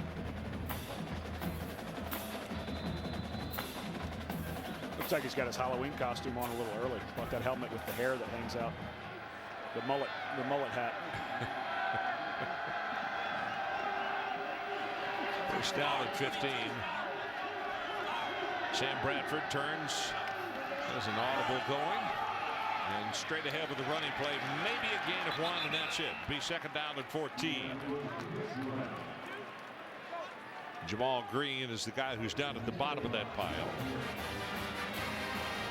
One thing I've noticed with Oklahoma, it's almost like drive by drive. One drive, they're a hurry up, throw it everywhere. The next drive, or a drive or two later, they're a pound it straight ahead, more standard offense. I wonder if that's part of the plan, or if they want to start trying to integrate those two things as the season goes on. Bradford resets. Here comes pressure.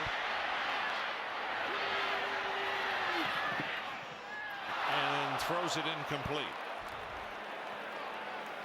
Whew, that was a dangerous throw. He was trying to find Clapp back across the middle, and the defense was closing in. Realize how far he ran. He came all the way to this side and then reversed it. And what his teammates were trying to help out so much, the best block thrown was an OU player. Oh, another OU player. You saw that too. Yeah. Almost laid him out. Third down, they need to take it to the 35.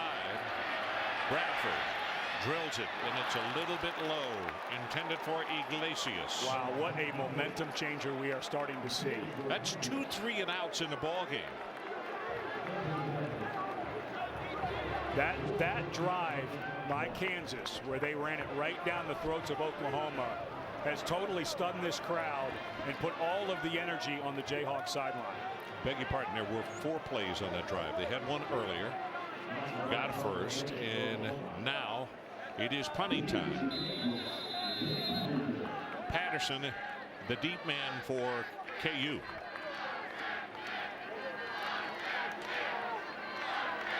The contingent of Kansas faithful, you can hear them chanting, block that kick. And Nault's kick is a wobbly spiral, and fair catch is made at the 40-yard line. So Reesing asking for last-minute instructions before he comes on the field, and it'll be Sharp along with him as the flag says personal foul, Kansas. Whoa. Don't know if it's a post play or not, but it is way back at the line of scrimmage. Well, I think we know who the offending party is. Springer. Kansas. Yeah, Justin Springer.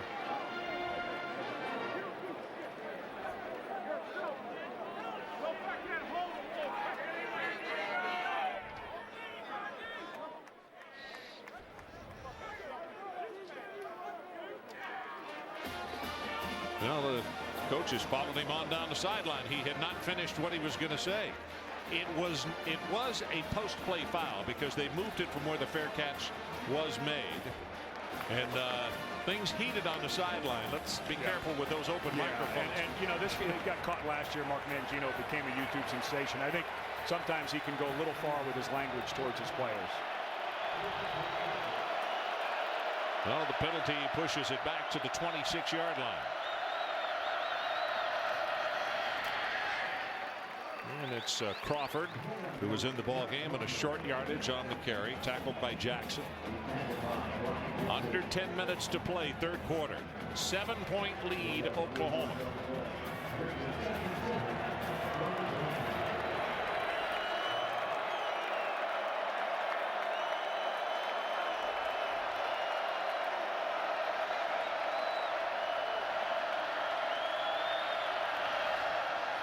Racing. Broke away from the tackle. And now as he cuts to the sideline, has the first down and add about 7 more after that.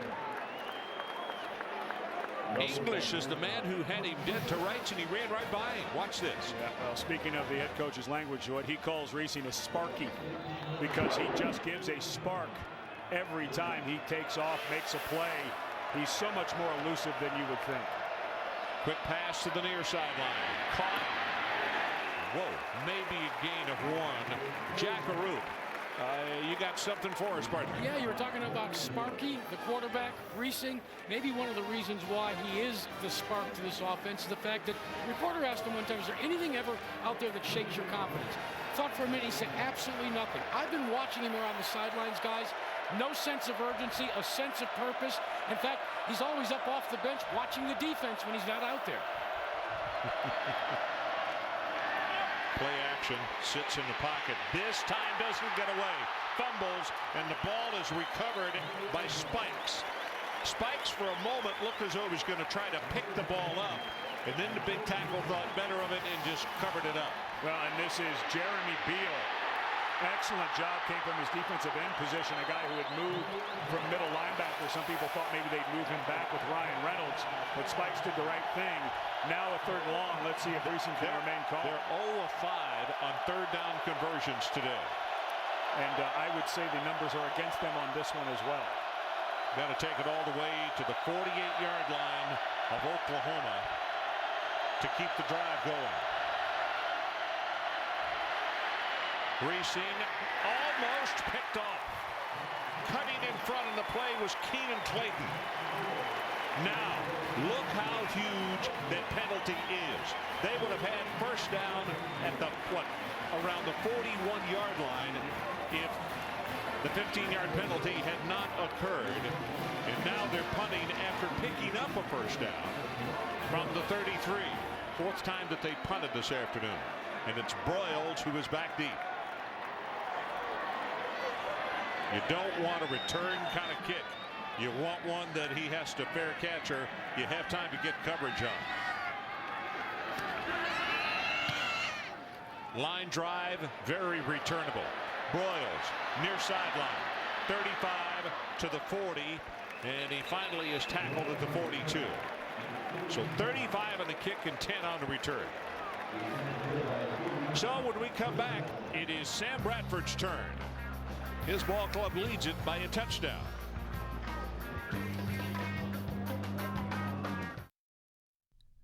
ESPN College Football on ABC, brought to you by Dodge. Introducing the all-new Dodge Journey. If you can dream it, do it. Dodge. Grab life. College Game Day is built by the Home Depot. You can do it, we can help. And Bud Light. The difference is drinkability.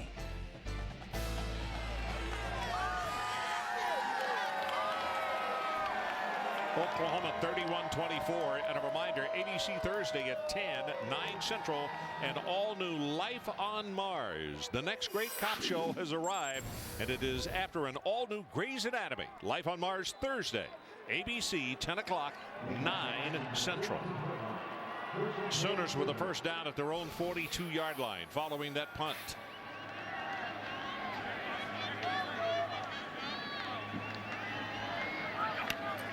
Rarely, Bradford under center.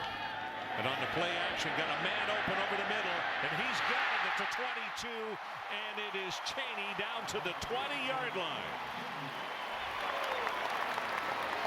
Harris made the tackle. He had the coverage.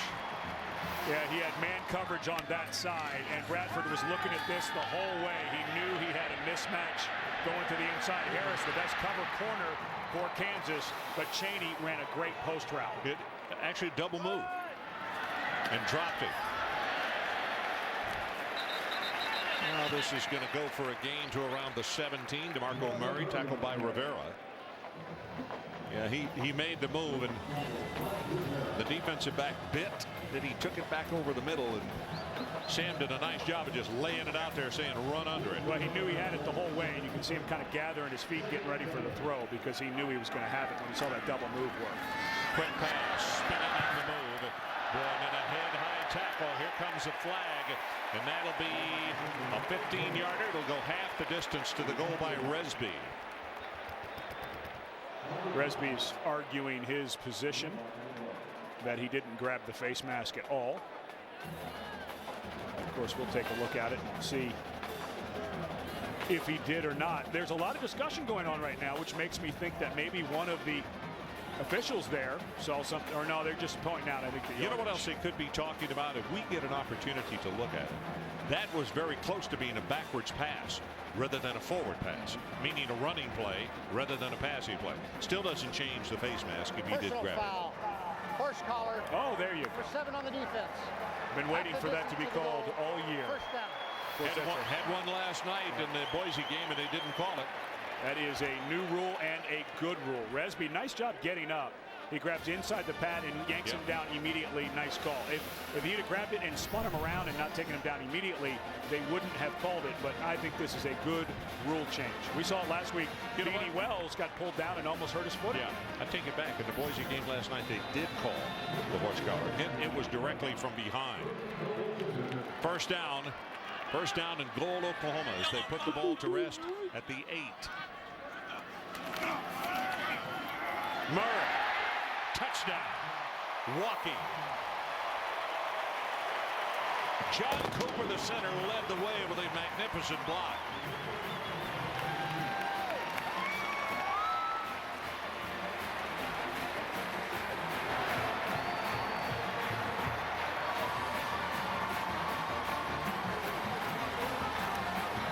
know what's huge for these guys in crimson and cream? Murray. The big thing for them is Murray, I think, has regained that confidence that he seemed as though he had lost a little bit. It's weird. It was in his head. It was definitely mental. He was healthy. You need a game like this to do that. And down the stretch where Oklahoma has to win out to have a chance to get back into the national championship conversation. Nice to have number 7 healthy mentally and physically. Take a look at the Best Buy playbook. This is nothing but a pure zone running play. So that means everybody's going to roll off, roll off, roll off. But the guy you want to focus on is the center. An excellent job right here by Cooper. Watch as he reaches over, working almost one-on-one on the defensive tackle. Got under his pads, and that is a big guy, Richard Johnson, that he knocks to the ground. Not quite a pancake, but he did a good job of keeping his pads low, and that's exactly what Murray cut off. Good vision by Murray. Well, you heard me give him credit on the play. The center, John Cooper, and you could see right there, he threw a great one. Jackaroo, what do you have for us? Well, you're talking about DeMarco Murray and about how he had to get his head right and get in the groove, as they say. He admitted it. He said, look, I know I'm physically able, but he said, what I'm looking for is the big one. At first, I thought he meant the big one was a breakaway TD run. But I think when you see his performance today, what he was talking about was a big one, was just a total 60 minutes of good football. So far, so good. And you think about the injury he had. He shattered his kneecap. I mean, it broke in half. That's a mind-altering injury. Now, the good news is it's fixable. They staple it back together, and it's not like blowing your ACL. I mean, you do have the rehab, but it's not as debilitating. But think about that. You're laying there, your kneecap's broken in half, and think about how that affects you mentally. And I think Jack's right. He needed a big game, and I think he's having it today. So the mental part comes back. Westmoreland kicks it to the 2. Flag has come down, and as he's knocked out of bounds at around the 24. So again, KU is playing into the hands of the Oklahoma defense. They're going to start with very poor field position. Well, and I wouldn't be surprised if Kansas goes right back to Jake Sharp. The confusion of the linebacker position. Holding. Number 6 on the return team. 10-yard penalty. First down. And Lewis. And we saw the confusion. Remember, Ryan Reynolds out. Nick Harris comes from strong safety to middle linebacker. And we saw that walk in. And you can't say enough what the communication of Ryan Reynolds meant to this team. And him being on the sideline with a hurt knee, not going to help them on this drive.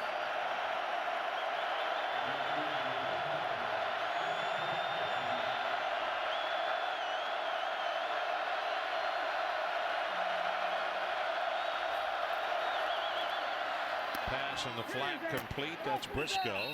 That is the first catch for Briscoe this half. And we have 6:03 left to play in the third quarter. Brent Venables bouncing around on the sideline, and I guarantee you he is within earshot of both of those linebackers, and he's trying to talk them through it right now. He's got his hands full, not only coordinating the defense, but that is his position group. He's got a lot of work to do going forward this season with Ryan Reynolds out. Nick Harris, number 5, the linebacker on the shading to the right side. And it's going to go out to the 29. Jackaroo. Well, Ron, not only on the sidelines is Brent Venables trying to get within earshot of his linebacking core, but when they are on offense, he gathers up his linebackers. In this last section, he had the old fiber board, the chalkboard out, and he was diagramming assignments. He was going back to basic football for his 3 linebackers, trying to show them what they should see and how they should react. Let's see if they absorbed it. Second down. Line to make is the 32. Big opening. Broken tackle, 35, and finally stopped is Jock Crawford. Lindy Holmes making the defensive stop.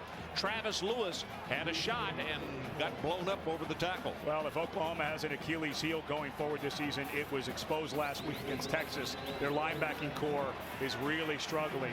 You were already thin. Curtis Lofton left early. Ryan Reynolds, the only guy who had starting experience, coming back now. He's gone. You've got 2 converted safeties playing linebacker and a redshirt freshman in your regular rotation. It's going to be a tough go to get these guys right. From the 37, Reese Ran by the pressure, still on his feet, and then wisely slides down at the 45 and still maintaining all limbs. You know, Jack gave the report earlier about watching him on the sideline how calm he is.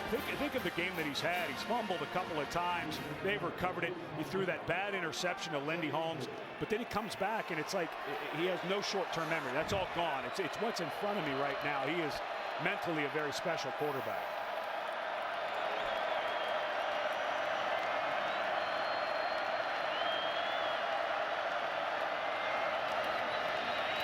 Racing, ball is tipped and then almost caught by Briscoe as Beal reached out and got a mid on it. Well, in that time, Venable's trying to get anything going. He does a zone blitz, so the blitz is going to come, and Beal backs out the defensive end. And remember that Beal was a linebacker before he left the defensive end. He can read that very well. Nice job. And Briscoe still almost comes up with it. They still have not picked up a third down conversion. This one very makeable, though. About a yard and a half to pick it up there. 0 of 6. Reese steps up, delivers, overthrown. They are 0 of 7 on third down conversions. Briscoe, the intended receiver, guess who was covering him? Lindy Holmes. I'm not saying you should go for it here, but if I were Oklahoma, I'd be awfully concerned as Brent Venable he's shaking off his defense, saying stay out there. This is safe, a safe look, meaning leave the defense in, because I would be very concerned about a fake from Kansas right now. 5 punts for KU if they kick this one right here. Rojas waits for the snap at the 32.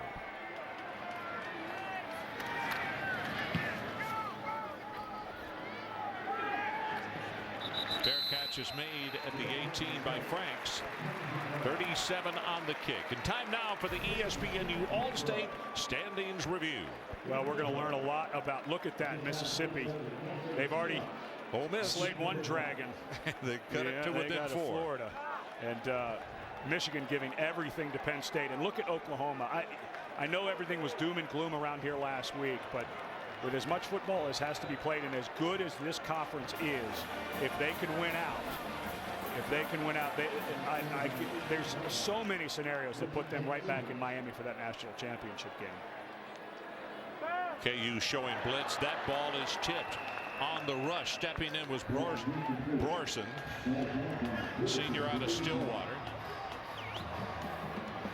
You know, there's a ton of Oklahomans on this roster, 12 to be exact. Over 13% of their roster is from Oklahoma, and of course that goes back to Mark Mangino's time here, because he had inroads recruiting when he was coaching here and took him right with him when he went to Kansas. Ball is caught by Gresham. The tight end broke a tackle. Finally stopped at the 40-yard line. Should have been tackled short of the 30. Gain of 22. Arist Wright is the man who had a shot to make the tackle. Watch, and he blows it up. And Gresham right he's so much better running with his legs than you would think. Everyone tries to go low because he's 6'6", but he's so powerful and just runs right through it.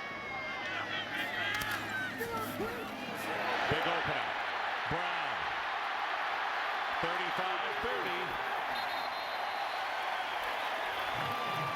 And you could just look at the grass. They have not spent any time between their 40 and KU's 30. Everything goes inside the 30-yard line into the 20s, it seems as though. And the Jayhawks with Justin Thornton down, their free safety. They cannot lose this young man. He's such an important key. Another good block by the center, Cooper, and I believe Thornton gets injured as he comes in here to finish this up. Landed kind of awkwardly, bounced right up. Yeah, he landed on that thigh. Yeah, sometimes, you know, you wear that big thigh pad, and sometimes it'll actually, when you land, it'll turn, and the hard edge will go between, you know, that right underneath your thigh muscle there. And so they're there to protect you, but occasionally if you land funny, the hard plastic on the outside of those deals will jam you right in that muscle. Well, that's now 171 rushing yardage for Oklahoma this afternoon, and we're still in period number 3. Now we're over 1,000 total. And wait, are we in the fourth quarter with 3:21 to go, or no? It's third quarter. Yeah, that's what I it just thought. seems like the fourth. That's unreal. Seems like the fifth almost. Get out the record books and start looking through. We're headed for some. We've already got some. From the 22-yard line, Brown right up the middle, puts the pads down, fights his way for 3. Stuckey is the man who stops him. Bradford near a career high of 421 yards passing. Yeah, I think we're going to have a lot of career highs, a lot of school records, maybe some total offense records between the two teams.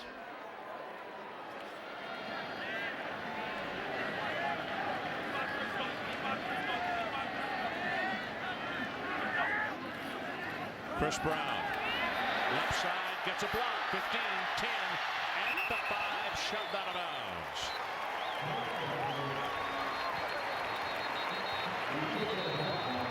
We may have holding. Yep, flag is thrown back at the 19-yard line. Gain of 15, wipe it out.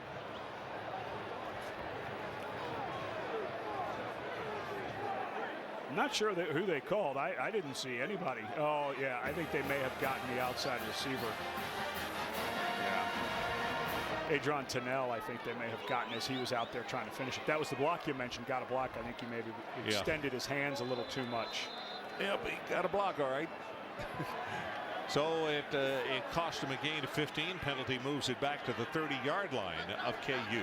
And it is second down and 20 as Murray comes into the lineup and now has set up in the slot to the left, next to the last receiver on the left.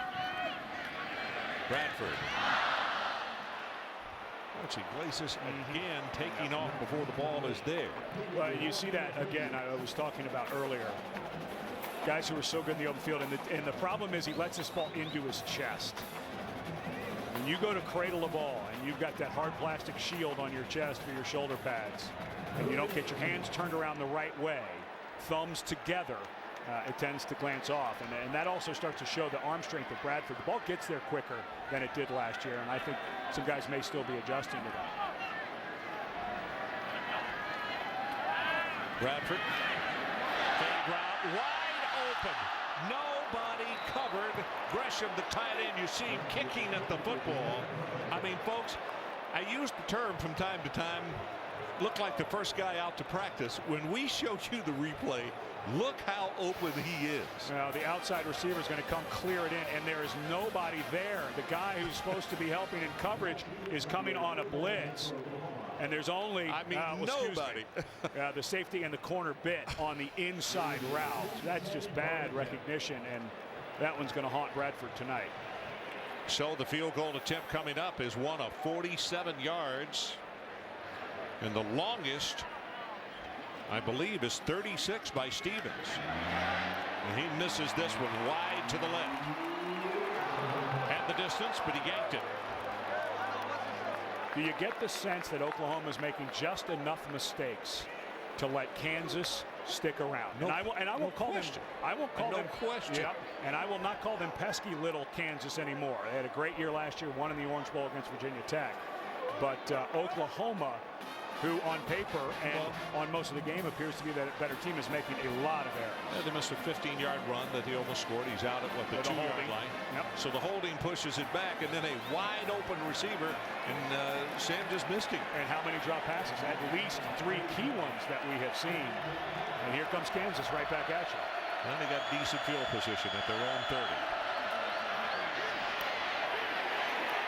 This play is going to go backwards, though, as Crawford being pursued by Jeremy Beal, and he'll knock him down for a 5-yard loss. Coming up later, we'll be naming the Chevrolet Players of the Game. That's my guy right there, Lendy Holmes. Without him, what's the score right now? I'll tell you what, Kansas would be even closer in this ball game, no question. Yeah, it might even be tied or ahead, as well as he's played in the big plays he's made to break up. With the interception, the goal line, he's played sensational. Reesing. English is there to stop that play after virtually nothing. Angus Quigley That was a nice change of direction by Austin English. Big 12's preseason defensive player of the year. Led the league in sacks even though he missed a bunch of time with a broken leg last season. Great compliment by Bob Stoops. Said he could play fullback, tight end, any linebacker, any of those positions, and he'd be a great player. Well, let's see if they can break the jinx here. Get off the snide. They're 0 of 7 on third down conversions. They need to take it out to the 40. And Oklahoma calls a timeout. Timeout, Oklahoma. It's their first charge timeout this half. This will be a 30-second timeout.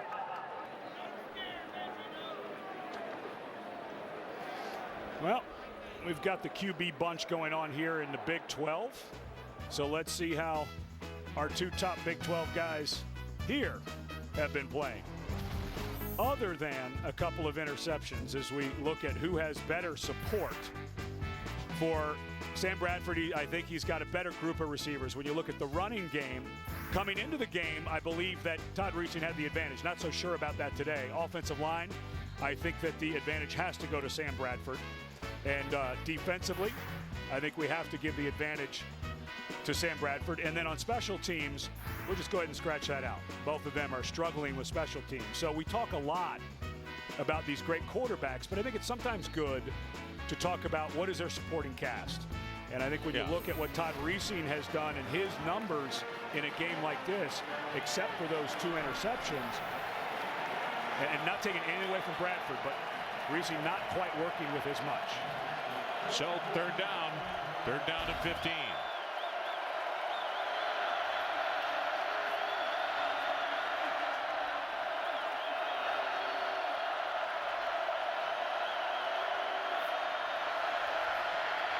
Reesing sacked at the 19-yard line. McCoy.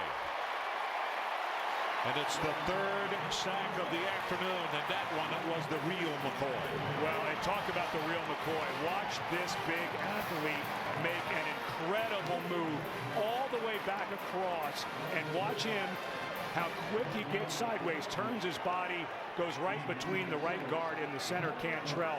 When a guy's moving that fast and that big, it is so hard to slow him down unless you're directly in front of him. See if he can get a coverage punt off here. Rojas waits for the snap at the 5. That is the end of the 3rd quarter.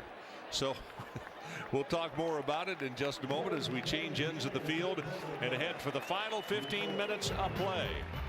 38-24 Oklahoma. This presentation of college football presented by Best Buy will continue after this message and a word from our ABC stations.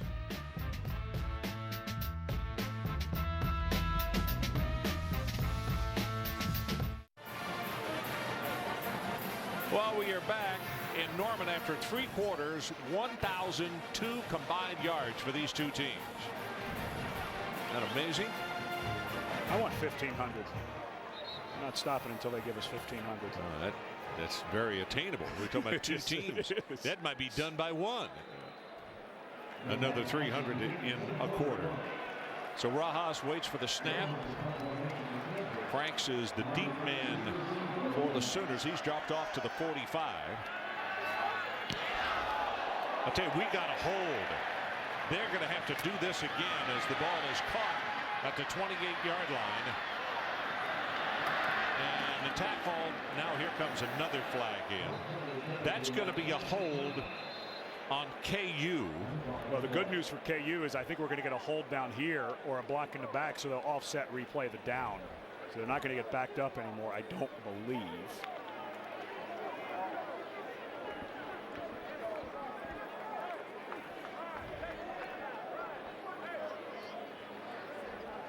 That's a discussion.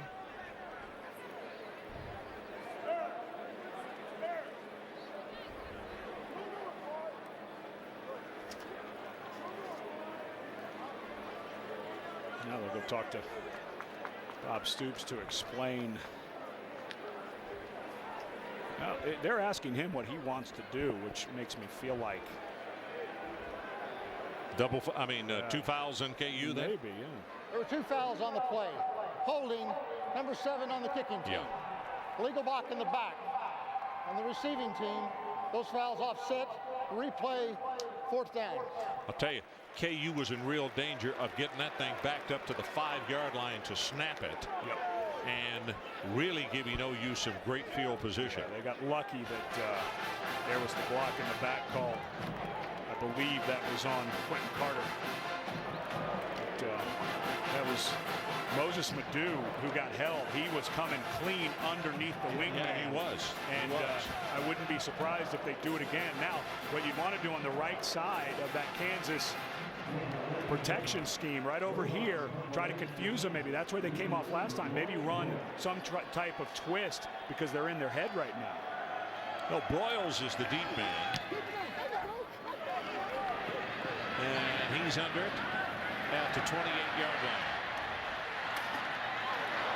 Boy, what a block was thrown.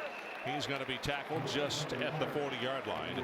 52 in the punt, 10 on the return. Lindy Holmes, let's take a look at it. Well, what's amazing about all these plays, of course, that's to stop a touchdown or field goal. These 2 plays in a row were on the same goal-to-go situation. He makes the tackle on Sharp and then knocks away on Briscoe, only a field goal. And then on a 3rd and 15, which was complete for a 1st down, he separates Meyer from the ball. So it's not that just he's made some big plays. He's made them at huge times during the ball game. And I go back to, without Lindy Holmes, I wonder what the score of this ball game is.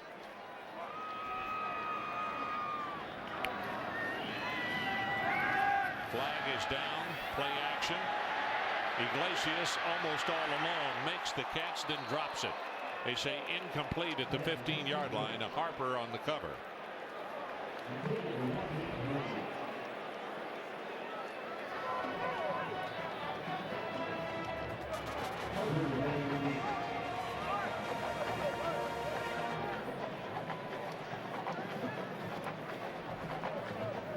Legal shift. Offense, 2 men moving at the same time. Decline, 2nd down. Well, with this offense, 1st and 15, 2nd and 10, flip a coin. So I can see why Kansas would decline that penalty.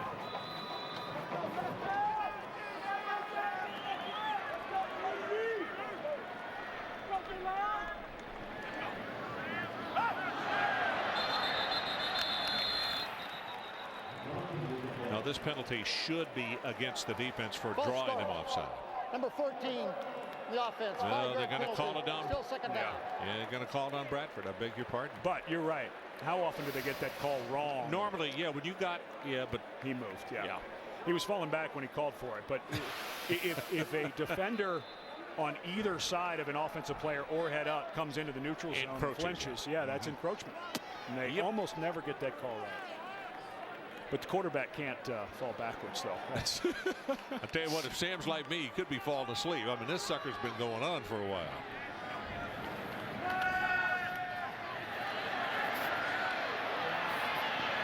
Bradford now steps out of bounds and a late flag because, and now another one.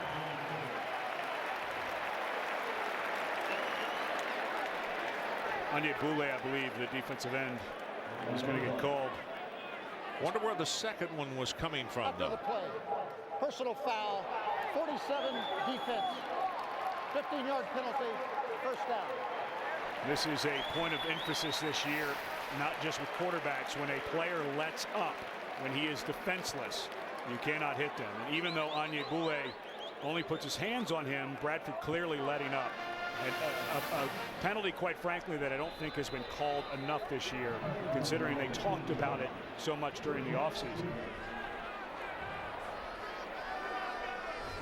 So the new line of scrimmage is the 50.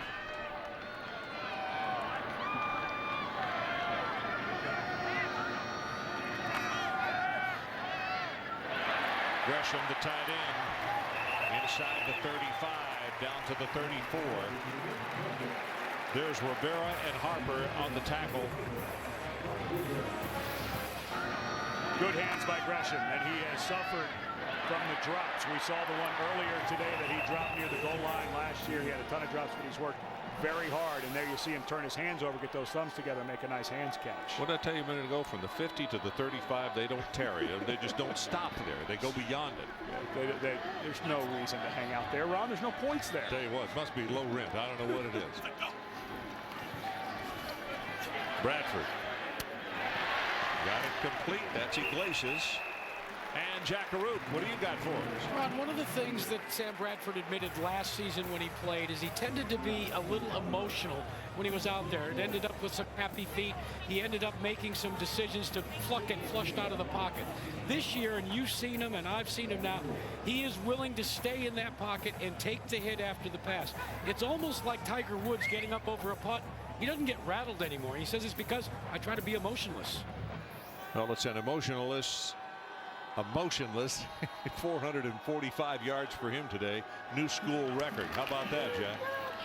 Straight ahead, Murray. Nothing there. Bounces off. Bradford outside the block. And that was not a thing of beauty. But anyway, I think Murray's going to wind up losing 1 yard on the play. You know, it's interesting talking about how calm Bradford is. And we've seen Todd Reesing, who has the same demeanor about him. And we've been around this conference now, going back to last year, seeing these young quarterbacks come up. They're all very similar in that way. They all don't let their emotions get ahead of them. They know the whole team is looking at them. It's amazing, not only their athletic attributes, but their mental attributes. They're all very similar, I think, in this conference. There's some really good ones. We're going to shift Brown from the left side over to the right. Big opening. Has 5, has 10. Counted off at a gain of about, that's going to be what, 19 yards in the play. He'll take it to the 10-yard line. First and goal, Oklahoma. I got the number of that truck. It was 72. Duke Robinson. I mean, he got his pads up underneath James Holt, and there was just no chance of closing that hole. Chris Brown. Another opportunity at tailback as they go first down at the 10. Pressure. And the pass thrown in the end zone. A collision it just didn't have to be by Thornton, and it's going to cost him pass interference because they were just knocking Bradford down. I mean, he had all kind of pressure on him. I think Thornton got spun around, and he never got his head back to see the ball, and so he ran in. Pass interference. Number 46 defense. The ball will be placed at the 2-yard line as the foul was in the end zone. And I think that Broyles, who's so good, the inside receiver here, sets him up, then spins back around, and Thornton, he bit on that hitch. And it's like that. It's like a hitch and go, and Thornton read that. And we know how good Broyles is when he turns and runs. He's very quick.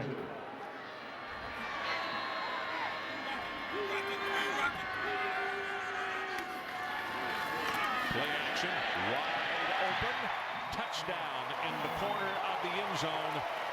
And that is Smith, Kobe Smith.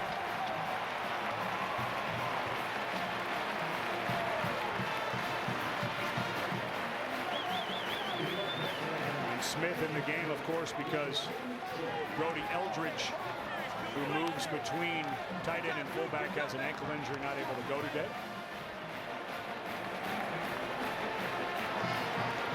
Well, the amazing thing is we still got 12:02 left to play in this ball game.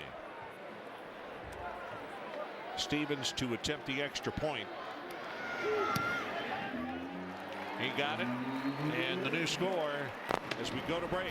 One more look at this touchdown to Kobe Smith, reserve tight end.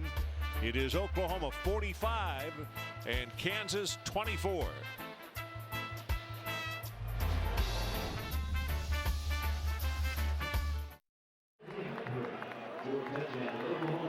So as now we have shadows covering 95% of the field here in Oklahoma territory. I'm just looking up here in total yardage. Oklahoma 637 yards, 407 for KU. This is not the Big 8 anymore. Boy, I mean, it is amazing to see those kind of yards. We still got 12:02 left to play in the ball game. And as efficiently as these quarterbacks play, I don't know what defense you could play unless you had a bunch of guys who were going to go to the next level and be starters across the entire field, what you can do to defend these guys. This is a spinner. High kick toward the sideline. And well, a couple of tackles are broken, and now all the way back to the 39 is Stuckey. Matt Weiner, let's check with you. All right, Ron, here's a Verizon Wireless update. For about 3.5 quarters, it looked like this would be North Carolina's first win at Virginia since 1981. But Cedric Pierman tied it up late and then won it in overtime. Virginia wins 16-13. Meanwhile, Penn State has seized the momentum at home. They now lead Michigan 26-17 as the fourth quarter begins. Okay, Matt, our situation 45-24. KU trying to come up with an answer here. They got plenty of time with just under 12 minutes to play. Reesing. Jake Sharp bumped out of bounds at the 39-yard line. Coach Mangino paces the sideline. As we said off the top of the telecast, longtime friends with the Stoops family. And he was on the staff right here at Norman. And in fact, they were all staying in a hotel, which was a suites hotel, and they called it the Dorm because everybody, the families, had not come in yet. And that was what initially Bob Stoops came here to coach at the University of Oklahoma. It's great bonding for that staff early on. Of course, winning a national championship in your second year, you've got good staff chemistry. Wow, what a catch with one arm. That's Meyer. You gotta look at this one again. It's almost like he caught it with his bicep. Look at the smile. Yeah, he knows. Look at this. And his nickname by his quarterback is Old Faithful. He said, I don't know. Wow. He caught it with one hand and put it up to his bicep and said, okay, throw me another one. Let me look good. Which way's the beach? Yeah. The beach is that way. Oh, my goodness. No question that it was a reception because he did such a great job of keeping it off the turf. Racing, that ball was tipped. Meyer, of course, was a quarterback. In fact, let's show you some of his play. Number 10 right here going to Fine, who took off and went for the NFL this past year, and they miss him. He did a great job last year. And he, of course, then Todd Reesing comes in, and it was an open competition. Gary Meyer played very well. You know, the most beautiful thing about this guy, though, and coaches love a kid like this. They say, yep, you've been the starter. You had two brothers played at K-State, and you're going to get kidded about this, but you're going to the bench. And he came and said, I want to play. Tell me where I can. They made him wide receiver. Pass over the middle. Can't hold on to that one. And the amazing thing, and let's go to Jack Arute. He's got a lot more on this. Jack? Well, yeah, you hit the nail on the head. He went to the coaches and said, look, I'll do whatever I need to get out and contribute to the team. But then what I find so fascinating, going into this game, guys, he was the leading receiver for the Jayhawks, and he still practices all the position drills each and every day at quarterback, not wide receiver. Imagine if he gets a shot at wide receiver position drills, how good he might become. Jack, this is third down. They're 0 of 8 on third down conversions. Maybe they can get off the snide here. They got to take it just to the 40. Reesing under pressure, and he's sacked. 4 times that they've sacked him today.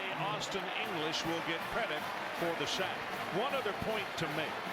The head coach paid Meyer, I think, the nicest compliment you could pay a kid. And he said he's not only the most popular kid on this football team because of his unselfishness, he's also the most popular kid on the KU campus. And he's playing banged up beyond belief. Last week against Colorado, he was gimping all over the field. He won't tell anybody really what his injury is.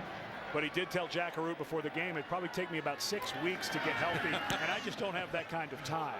Oh, this is a beautiful kick here. I mean, that thing almost died at the 1-yard line, and Broyles is sitting there and his heart was pounding out of his chest. Touchback. OU will have it at the 20. 59 yards in the kick. We'll take a timeout.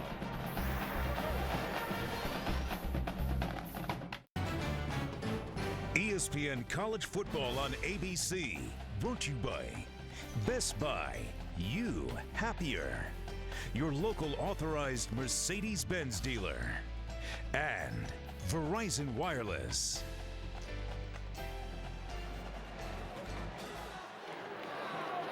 So we are back as now beginning to get real shady and a little bit cooler here as Madu has come in at tailback. Number 17, sophomore out of right here in Norman. 7-15, 7-15, 7-15. And he'll get the handoff.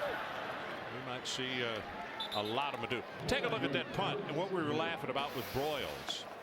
Coach Broyles right here. He decides to let it go. And he's standing there. He knows he's inside the 5. He's looking at it. What's going to happen? Watch him. He had to restart his heart. Restarting my heart. That thing almost went dead at the 6-inch line. He made the right decision. Oh, he did. Absolutely made the right decision. Supposed to lock your heels in at the 10-yard line to let it go over your head. Guy with that skill, I might let him get to the 7.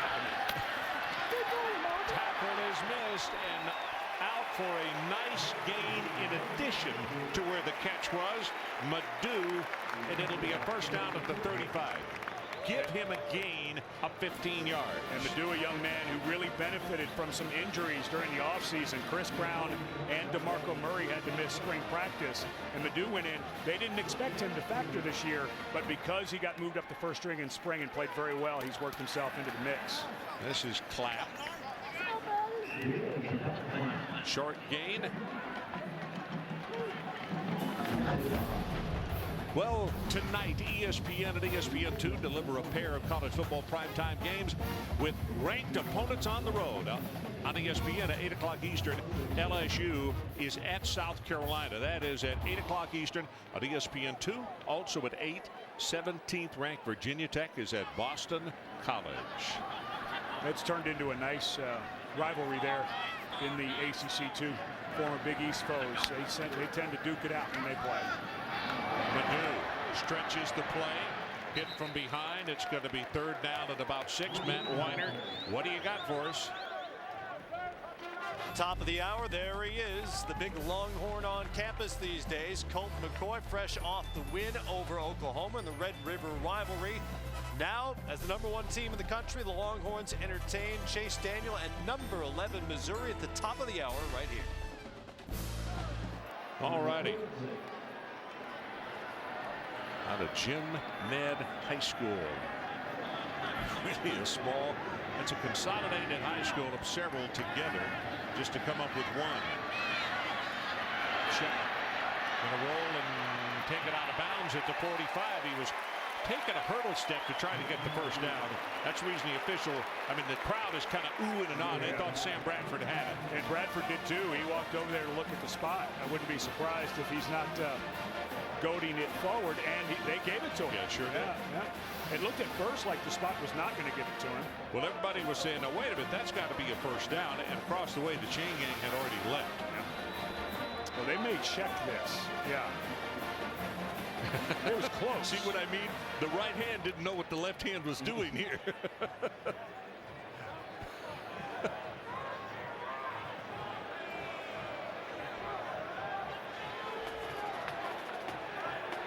Well, this tells me one thing, where these guys are going to dinner tonight, they either don't have to have reservations or they're for much later. Or they called it halftime and said, can we make that 7:15, please?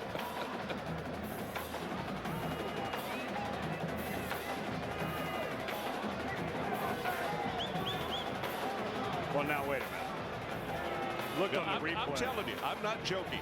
On this side, I didn't see a signal given, and the chain gang had already left up there, and I thought, those guys do have dinner reservations. I mean, they've already reset the chains.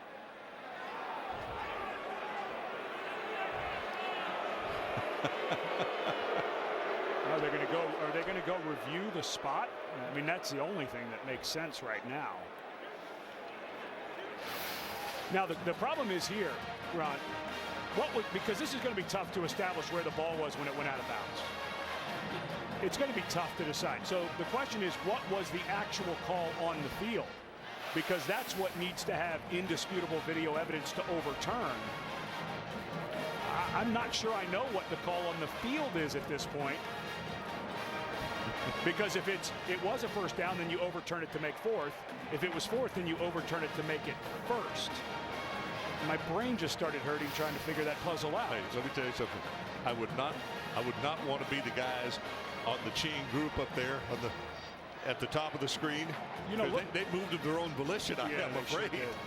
You know, looking at it again, I'm not so sure that he broke that the ball broke the plane of that yellow After line. review, the line to gain was made.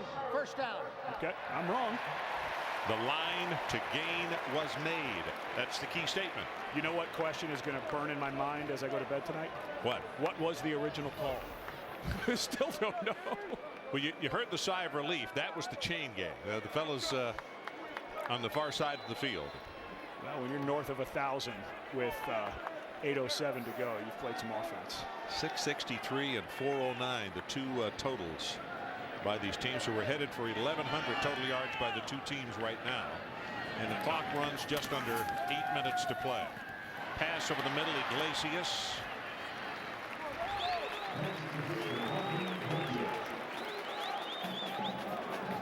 Harper made the tackle. Now Harper already had a new personal best at halftime. We'll check and see what his numbers are.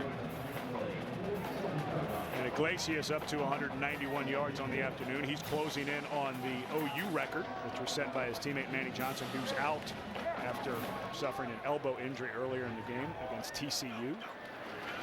See the blitz coming by KU, and a spin move didn't help out at all because there were just too many bodies to block and not enough folks to block them with. Holt made the stop. And Holt, a young man from his dad, played at Oklahoma.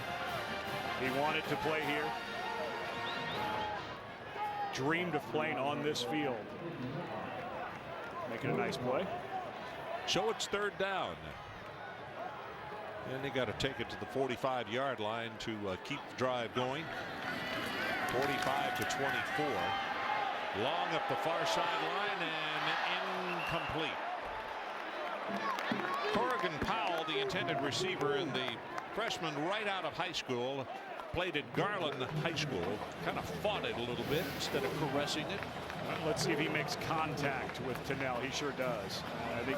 I think the officials maybe do have those dinner reservations we're talking about. At this level in college football, we don't have to turn around. Powell does not have to turn around and look at that ball and find it. But he cannot make contact with Tennell while the ball is in the air. Patterson, the deep man for KU, as Nall stands back to punt.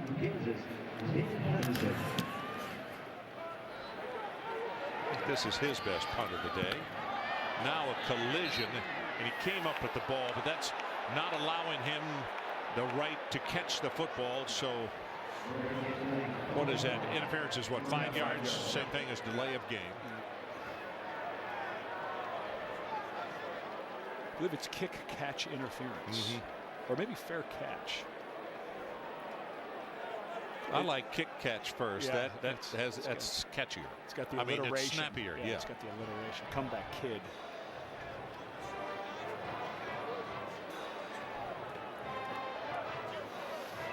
Okay, enough with the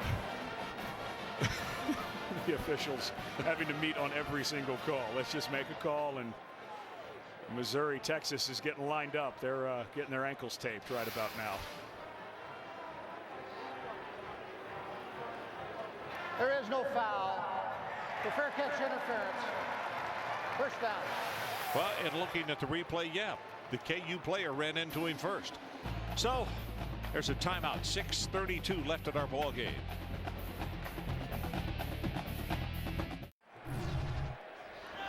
So let's take a look at the Pacific Life game summary. Well, it's been offense, and more offense. School record for Sam Bradford, 468 passing yards. Got a bunch of school records today on both sides of the ball. Desmond Briscoe, 10 receptions, 205 yards. Been a little quiet here in the second half, but I think a lot of that has to do with Oklahoma offensively just kind of taking it over after the intermission.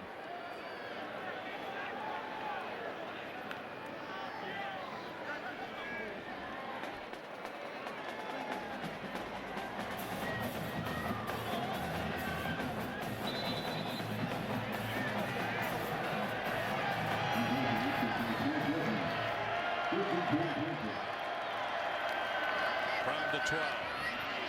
Sharp spun around, lost one. It's Alexander on the stop for Oklahoma. You're getting all kind of kids in the ball game now that not only are not on the 2 deep, kind of hard to find on the entire roster as the coaches doing the good thing, and that is trying to get these kids who work hard in practice, getting them to see some action, still with the plenty of time showing on the clock. Find out what they can do. It's Meyer in motion. Swings the pass out to Sharp. Sharp is shoved out of bounds after a gain of 5. Travis Lewis. Yeah, you mentioned the guys coming in, but they are not going to change out. Lewis, Keenan Clayton, and of course we know that Nick Harris, who was a safety, now at middle linebacker with Ryan Reynolds out. There's not a lot of depth for Oklahoma now at that linebacker spot, but I think this is more about Brent Venables needing these guys to get reps. They have not played well. They didn't play well last week against Texas. With Reynolds out, these guys need a lot of game time together because this may be the unit that goes through the rest of the season. Meyer wanted to throw to him, and he got back to the line of scrimmage, so it will not be credited as a sack, I don't believe. Punting unit is coming on the field. Clock is running at 5 minutes and 20 seconds left. Now, Kansas 0 for 10 in third down conversions. That you categorize that in the not so good category. 0% third downs is considered not so good, and it's been because they've been so long. And this, I think, may be that may have been the shortest one they've had the entire game. You remember they had one 1.5 yards, and they didn't go for. Right, we talked about is it 4-down territory or not. That was in the third quarter, which sometime yesterday. I'm not sure. Well, as we take one more look at Reesing being stopped, take a timeout. 45-24. Coach Venables likes that.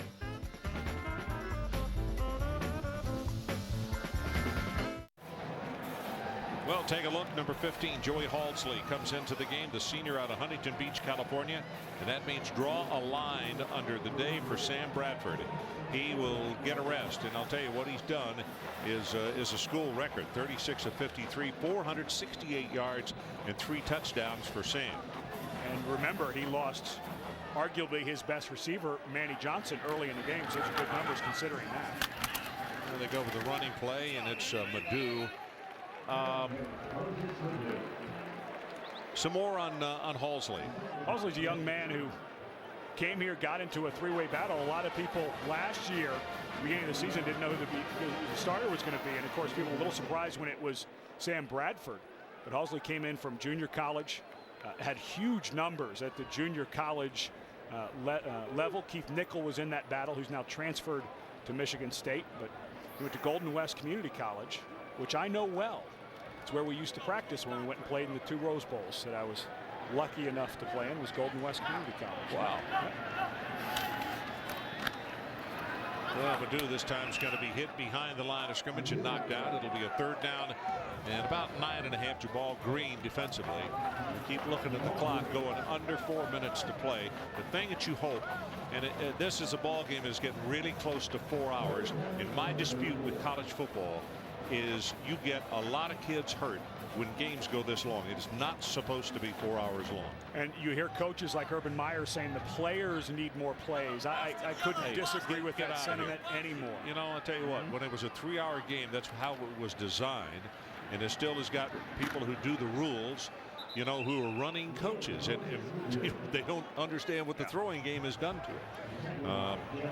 I just, you know, the difference is, and a whole lot of people, myself included, who really love college football, but college football doesn't get it. Basketball does. Yes. You got a 2-hour nifty package. You leave them wanting a little bit more. It is jam-packed action for 2 hours, and then it's over. And this thing right here, we are dragging on to 4 hours. And you know, this thing should have been decided some time ago. No, I'm with you. And to me, it's the safety issue you bring up that's the best one. When you get to 90, 100 plays, especially with the big body athletes, they start standing around piles. They're not moving their feet. People start rolling on them. It just starts to happen late in the game. Well, Nall put up a knuckleball there.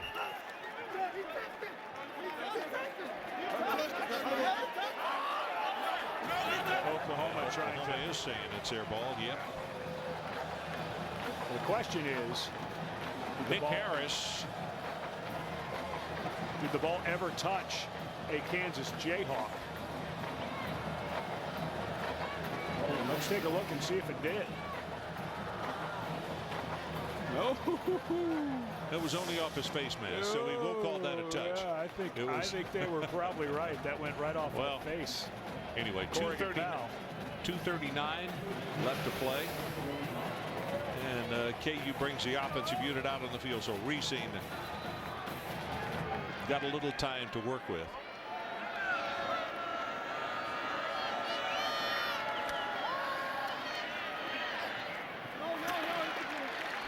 Matt Weiner, let's check with you.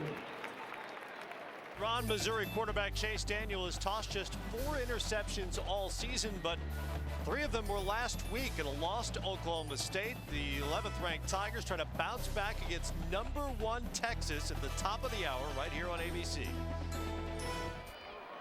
Okay, Matt, all of us looking forward to that one. I'm a little surprised that Reesing's still in the game here at quarterback. Sharp ankle high tackle. So there was Frank Alexander, second time, or the second tackle that he has recorded. A couple of different reasons. Obviously, you don't want to lose Reesing for the rest of the season, but also Kerry Meyer has, I don't believe, gotten a snap. I started to say, though, the other problem there is Kerry, with all the bumps and bruises he's got, I'm sure they don't want him to become a target either.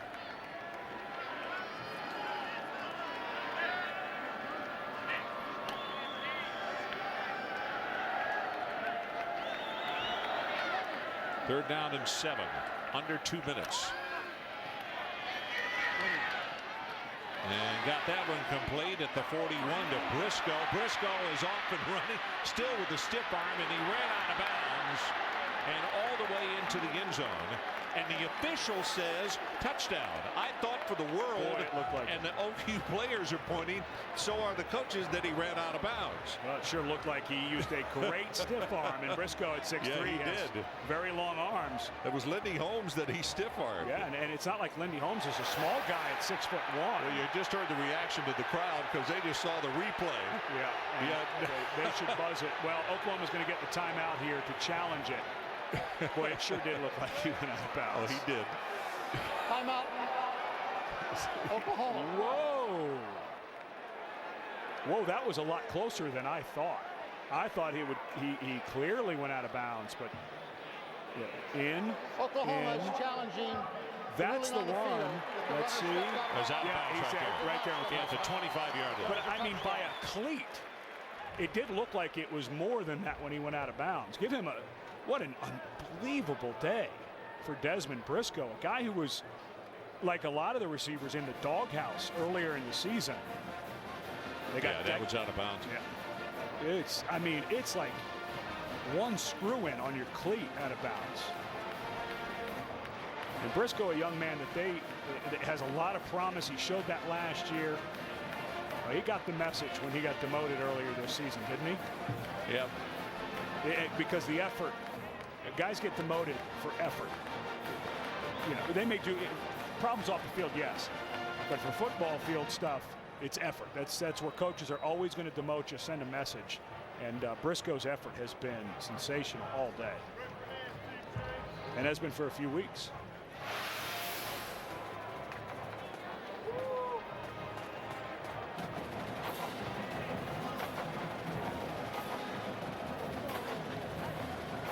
Bob Stoops will thankfully get this timeout back in case he wants to use it to lengthen the game a bit more. After review, the runner stepped out of bounds at the 25-yard line. Oklahoma will not be charged a timeout. Timer put the game clock to 1:42.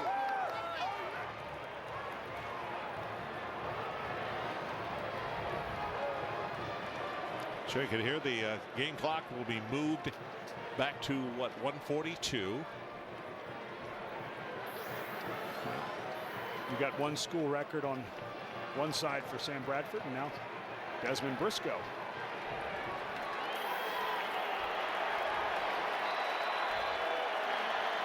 .252 yards. Briscoe.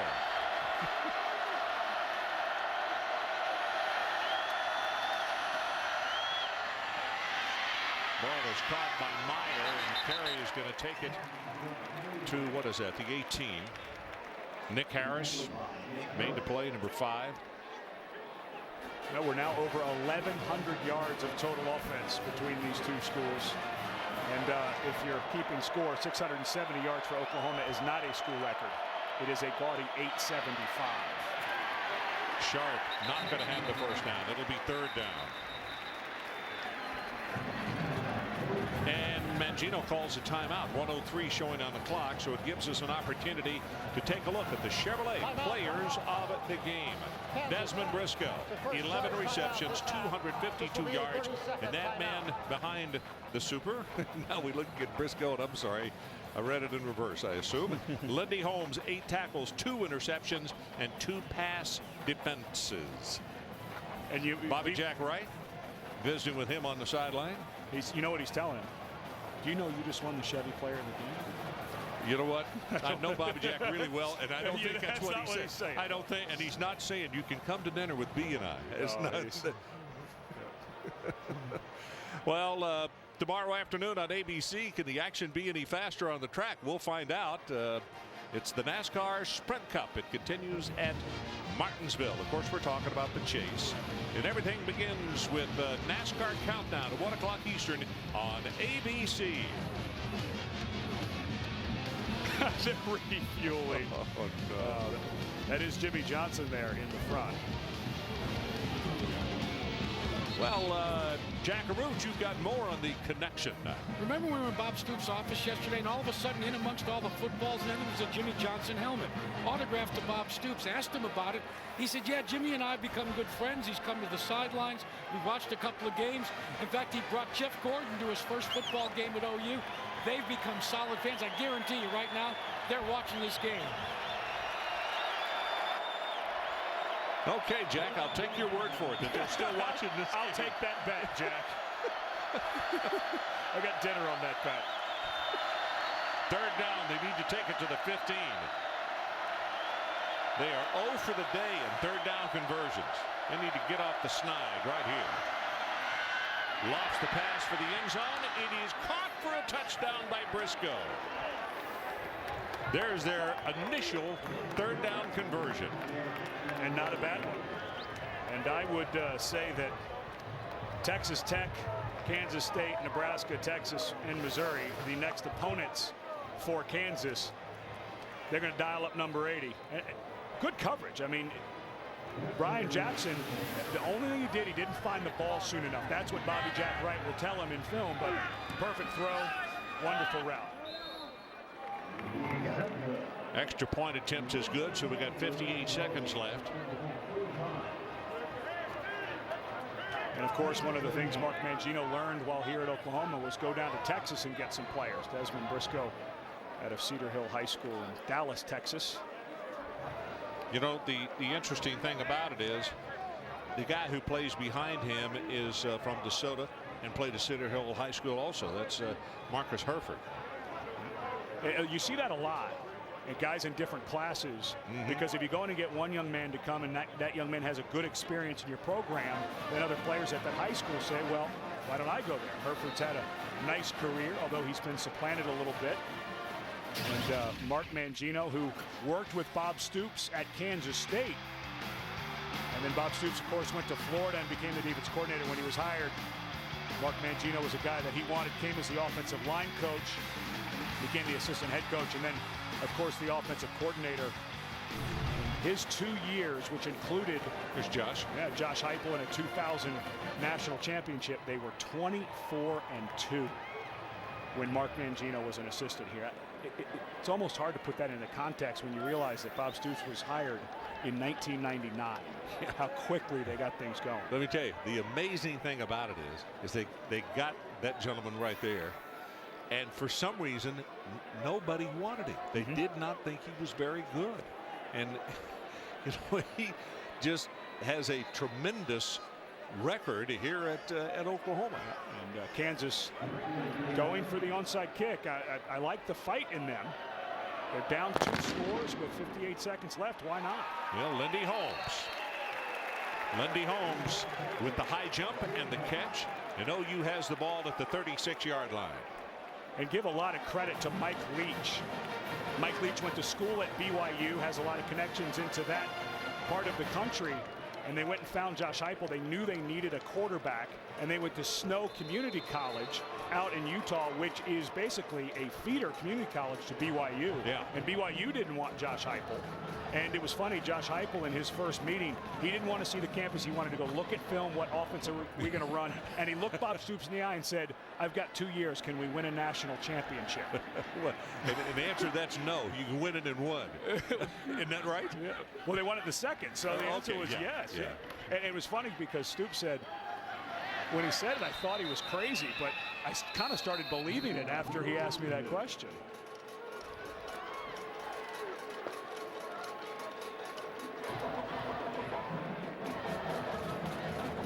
Well, the Oklahoma running backs today, a total of just over 202 yards, and particularly Murray and Brown.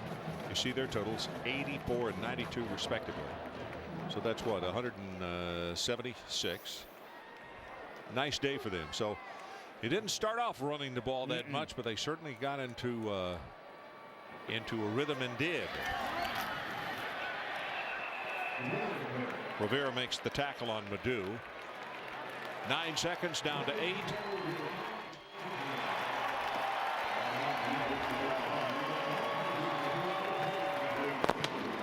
Final score, Oklahoma 45 and Kansas 31.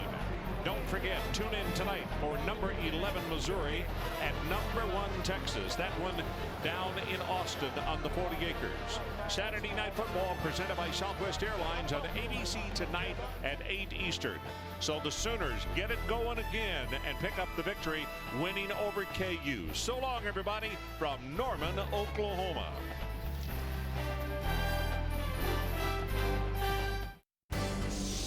This has been a special presentation of ESPN on ABC.